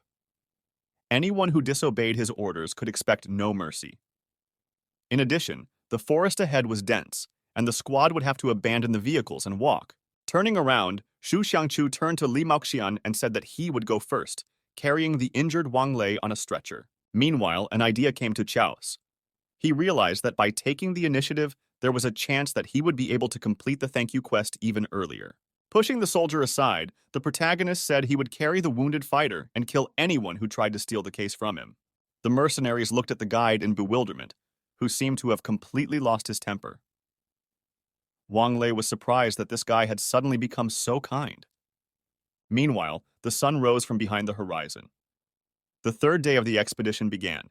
Walking ahead of the group, Zhao Su asked the injured man if he needed medicine. Wang Lei replied that he was fine and thanked the guy. From that moment on, the lieutenant watched this strange guide closely. It was obvious from his behavior that he did not care about anyone in principle. However, episodically, this guy for some reason worries a lot about others. While carrying the wounded fighter, the protagonist constantly pelted him with various questions and waited for the guy to say, "Thank you." Now, the secondary but no less important task for Shu Qianchu was to find out what this Ren Xiaosu really wanted. Meanwhile, the hunter smiled. This Wang Lei was a true nugget for collecting appreciation coins. The detachment passed through a forest so dense that there was hardly any sunlight behind the crowns of the trees. The protagonist looked around intently. The last time he had been here was a year ago, and now the trees were much taller and lush. Despite the time that had passed, the speed of their growth was astonishing and even suspicious. Suddenly, Xiaosu heard a scolding behind his back. Luo Xinyu ordered the soldier to stop touching her. However, the brazen type said that he didn't see anything wrong with it. On the contrary, it was the least he wanted to do to the girl. Feeling dominated, the mercenary said he wouldn't mind having some fun tonight. Mrs. Luo angrily said that she wouldn't let any ghoul touch her. However, from the look on the soldier's face, her words only turned him on. Suddenly, a gun was held to the mercenary's head. The soldier immediately put his hands up and stopped his harassment. Yang Xiaojin stood behind him. At the same time, the girl looked at Xiaosu and said, "That bastard's gun is now his." In that very second, the protagonist forgot about the stretcher and, abandoning his duty of carrying the wounded man, ran to the soldier. Walking over to the holster, he pulled out his mercenary weapon. Immediately, the soldier began to protest, shouting that these idiots didn't even know how severe the charge was for depriving private troops of their firearms. However, Xiao Jin immediately calmed him down, telling him that if he uttered another word, he would die. Then the mercenary began to argue that there was no point, as surely this tramp wouldn't even be able to use a weapon. However, the guy figured out how to use the gun very quickly and brought the weapon to the ready. The mercenary who saw this got scared and said that they all needed to run away from here. Xiao Jin looked at Xiaosu again and noted that he was quite skillful with weapons for a mere resident of a trading city. The lieutenant who was observing what was happening was also impressed. It also confirmed his theory that this boy was not so easy. Shu Xianchu approached Xiaos and asked if he could find food for all of them. The protagonist shrugged and said that he wasn't the almighty god and couldn't say for sure. The guy added that at least he couldn't make a wild boar appear out of nowhere and crash into a tree.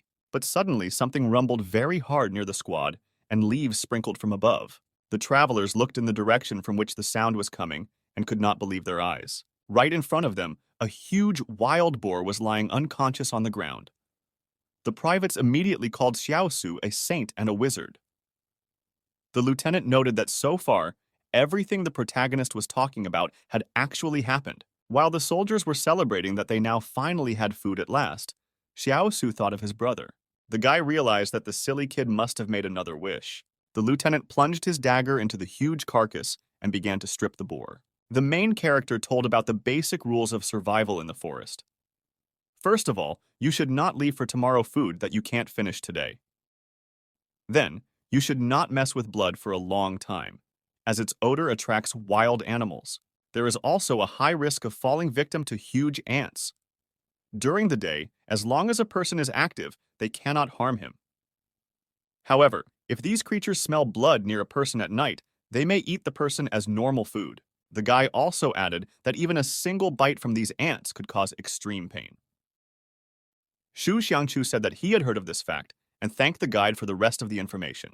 Meanwhile, Madame had been keeping her eyes on Xiaosu for a long time. She could see that this guy was quite sincere. The girl had a great plan that she wanted to implement soon. A few dozen minutes later, the boar was successfully roasted on a spit. The party sat down on the logs around the fire and began to eat their prey. Madame Luo was once again next to Xiaosu, who was focused on methodically eating his food. Suddenly, the girl said that they could have a good time in the wasteland because it looked very romantic. The protagonist looked at her incomprehensibly and said that there was nothing romantic about it because it was just ordinary survival. Unexpectedly, Xinyu moved closer to the guy and called him handsome and charming. He almost immediately realized why the situation had happened. Surely Mrs. Luo couldn't get anything out of Shu Xianchu, so she came to him. And indeed, the protagonist remembered how the girl tried to make signs of attention.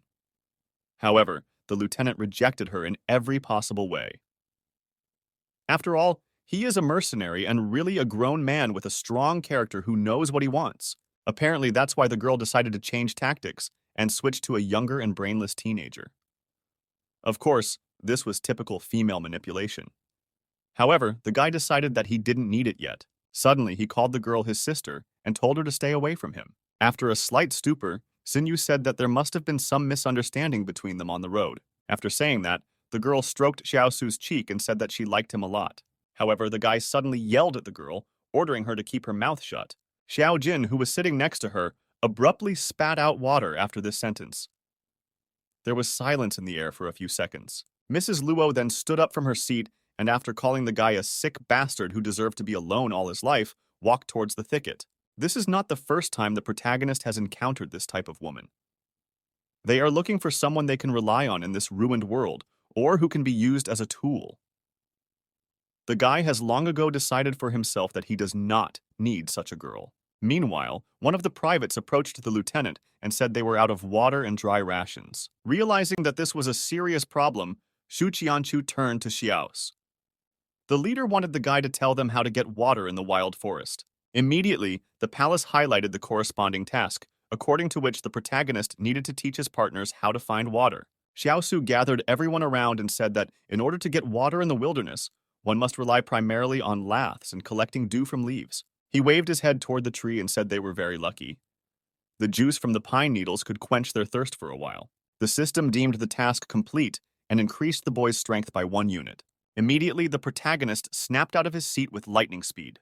He made a few nimble jumps and a couple seconds later was at the very top of the pine tree. Wai Xiaosu felt one of the sheets and tore it out. The surprised mercenaries, who were experiencing something like this for the first time, didn't understand what this guy was doing. The protagonist said that if the mercenaries didn't want to die of thirst, they would have to do as he did. The guy then pressed the leaf and squeezed a few drops of dew into his mouth. This admixture of tar and rainwater was not the tastiest. However, sometimes even extreme methods have to be taken to survive. Shu Xiangchu and Yang Xiaojin immediately followed the guy's example and climbed up the trees. The girl tore off a piece of pine needles and began chewing on it. Suddenly, the protagonist received a notification about learning an advanced skill called bomb making. Xiaosu was excited that he would finally learn something useful in battle. As it turned out, this skill also belonged to Xiao Jin. Looking at the sum total, the guy didn't understand what kind of frantic training this girl had undergone.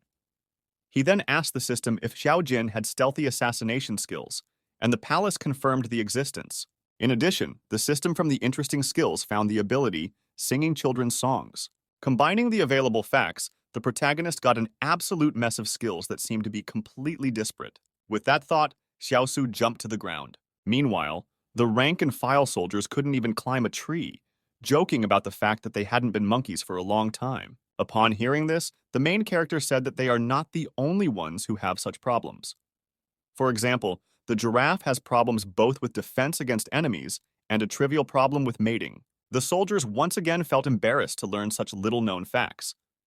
They concluded that this guy must be doing something like this on purpose to disgust people. Meanwhile, it rained heavily in the region where the band was located. The main character determined almost immediately by the smell that it was acid rain. He called out to the rest of the group, shouting that they needed to take cover somewhere. All the travelers gathered close together and immediately ran for cover. At this point, the only means of defense left was an old, tattered hood. The squad moved at a quickened pace toward the nearest cliffs. At one point, the soldiers walking ahead noticed a stone canopy. It turned out to be a small cave. Here the group could wait out the bad weather for a while. One of the privates made a torch and lit it to check the situation in the cave. The guy lit up the walls, and then the group could get a good look around. Suddenly, the private cried out fearfully, and pointing his finger at one of the walls, told everyone to look there urgently. To their great horror, the travelers saw another inscription, clearly carved by a man. The message warned that its author had seen strange, dark figures in the forest that were disappearing. As scripted after reading the caption, the thunder in the street multiplied. The travelers were trying to figure out what the inscriptions were and who the author was. Then someone asked if they had lost anyone on their way. The lieutenant said that only Zuxia's body had been lost. Shu Xiangchu once again looked over the record and noted that he didn't recall anyone from the 113th wall going over the mountain before. Perhaps someone from the 112th had taken shelter here and left a message. If they had a satellite phone, however, the signal would definitely reach the base. Hearing the familiar word, Xiao Su said that his teacher had told him a long time ago that there were phones behind the walls. However, the guy himself doesn't even realize what they are. Xiao Jin explained that thanks to these devices, people can communicate between different stations at a distance. All this is possible thanks to several satellites created before the disaster. One of the fighters immediately complained that this was the one time the higher-ups had not provided them with a satellite phone. The private suggested that they were up there trying to explore the area with human lives, and if they died here, the area would be closed to the public. The lieutenant ordered them to stop needlessly panicking. After all, they would have to get out of here anyway. Xu Xiangchu pointed out that it was getting late, so he would be the first to go on shift. The others would take turns, and the girls could stay out. The guy thought that this decision would really keep them safe from potential opponents outside. Just then, Xiao Jin approached him and said that Guy would be on duty for the first half of the night, and she for the second half. Xiao Su once again realized that they Xiao Jin had no need to feud as they still trusted each other. This girl is clearly not weaker than him, and the current situation is dangerous. Therefore, in case of danger, they will be able to protect each other. After that, the guy smiled and agreed to the proposed schedule. Xiao Jin turned around and said she was going for a walk. The protagonist asked if he should go with her, to which the girl refused. The guy realized that this beauty was too bold. He had to find out what was behind her boundless confidence.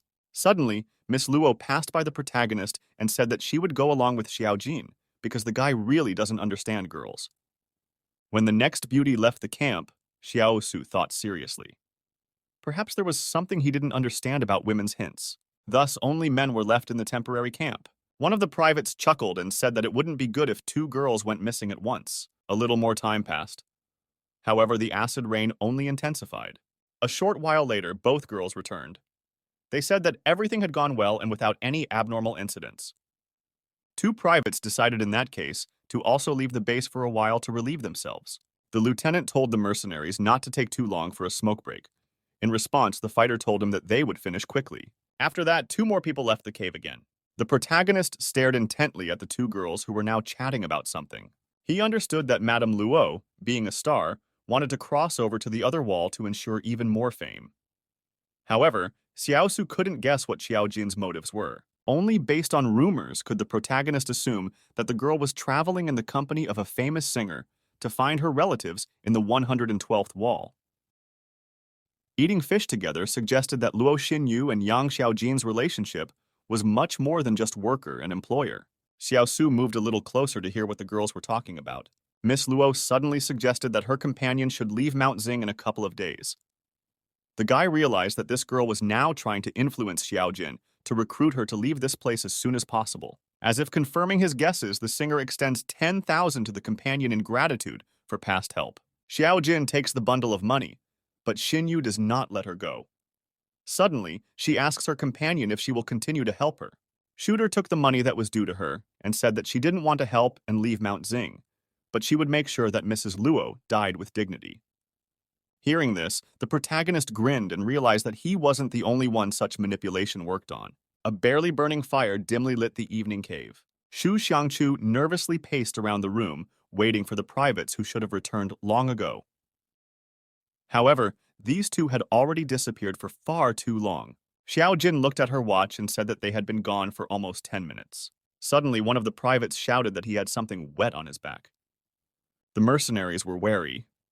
It was very strange, considering that this soldier had been in the cave the whole time. It was only Xiao Su who guessed to look at the ceiling. Small drops of water dripped down from a small stone ledge. The protagonist explained the situation, saying it was a false alarm. He also explained that the water flowing from the rock formations was even more filtered than that of a well. It was probably one of the cleanest water sources in the entire wasteland. The lieutenant immediately ordered his subordinates to gather some water. The pine needles were able to provide some moisture, but it was too little. The privates came under the drops and began to draw full flasks of water. However, what surprised the protagonist the most was that for the first time they didn't thank him for the information. After the privates finished collecting water, Xu Xiangchu said that he would take over the first half of the night. The mercenaries agreed, but added that they would smoke a couple of cigarettes first.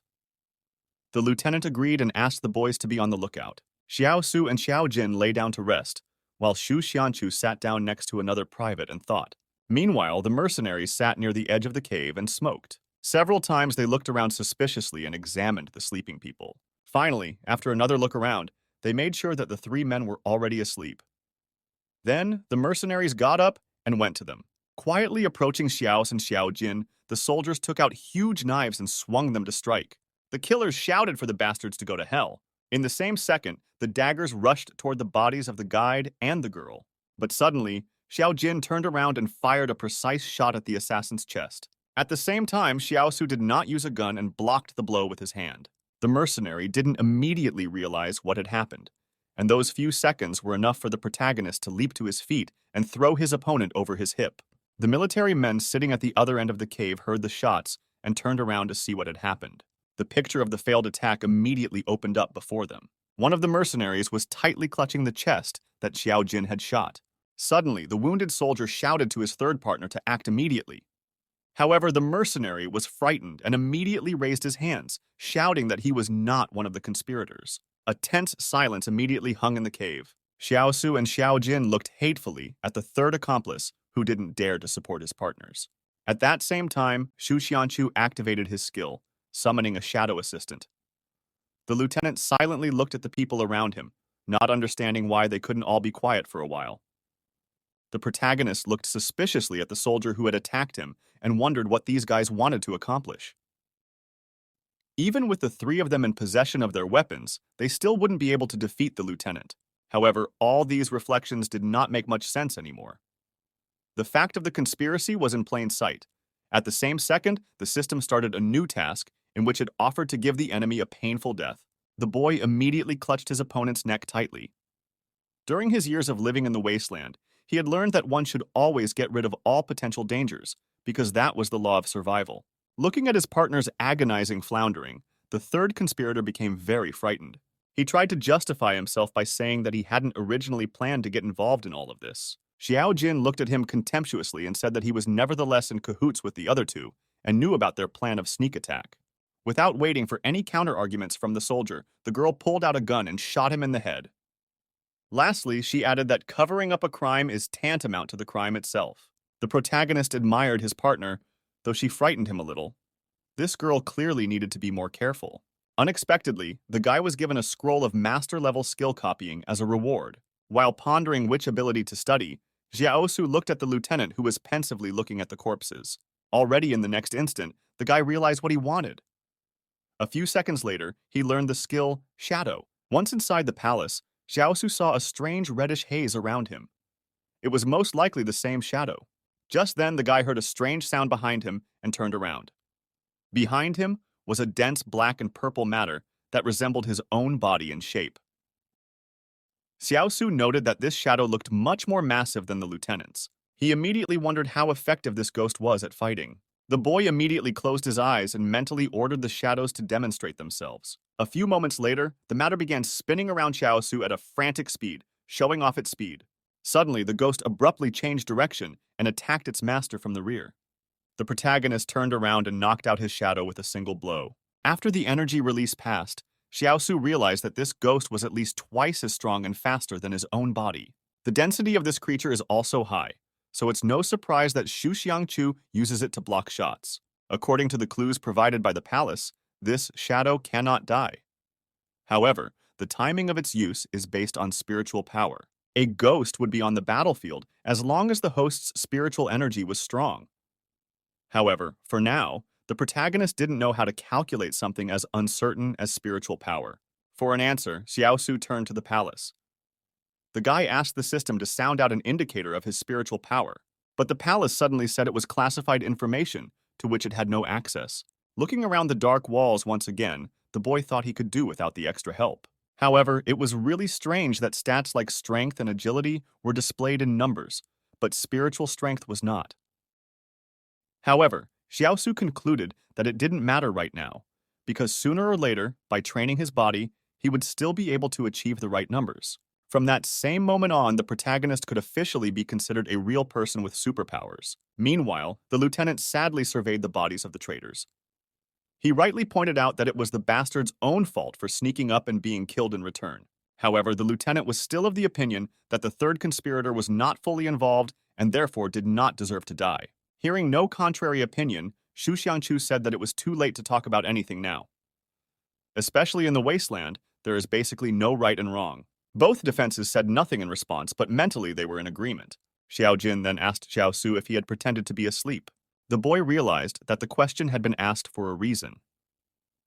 Life in a commercial city had instilled in him the habit of being constantly on guard, and even when he was asleep, he had to be vigilant. The protagonist realized that the girl herself pretended to be asleep. Nevertheless, she asked him about it for some reason. Xiao Su replied that he was glad his partner had figured it out, to which Xiao Jin said that it was still boring. Meanwhile, the sun had already risen outside. The fourth day of the expedition was beginning, by which time the detachment had again thinned to half its size. Examining the corpses of the traitors, the protagonist tried to figure out how Zuxia's body had disappeared earlier. Right now, the corpses of the same people lay in front of him. However, nothing had happened to them, and that was strange to say the least. The lieutenant called out to the survivors, telling them that they would soon be on their way. They did not know what dangers lay ahead, but they could not stay where they were. Moreover, a new campsite had to be found before the next nightfall. At the same time, Xu Xianchu remembered the two guys who never returned to the cave. It was likely that they were no longer alive. At least, there was no hope of their return. After looking over the remaining fighters in his charge, the lieutenant said that he hoped that no one would act alone from now on, as after all, they had all seen what happens to such people. Suddenly, Wang Lei, who was lying on the ground, asked someone to help him get up. Without a word, Xiao Su immediately approached him. His appearance somewhat frightened the mercenary. The main character immediately reached out to Wang Lei's bandages and ripped them off. The guy started panicking and screaming that he was being killed. But Xiao Su, who was pestered by these weaklings, said in a rage that the guy could already get up and walk, for his wounds had long since healed. The mercenary looked at his torso, and indeed, his deep wound had already healed. The soldier thanked the guide for giving him this magical remedy. Suddenly, a lieutenant approached Xiaos and asked if he still had the drug. The protagonist walked by and said that the ointment had run out even last time. However, Xu Xiangchu said that he would pay double the price from his pocket. Hearing the tempting monetary offer, Xiao Su stopped and said that it looked like he didn't have much medicine left. Pet the cat.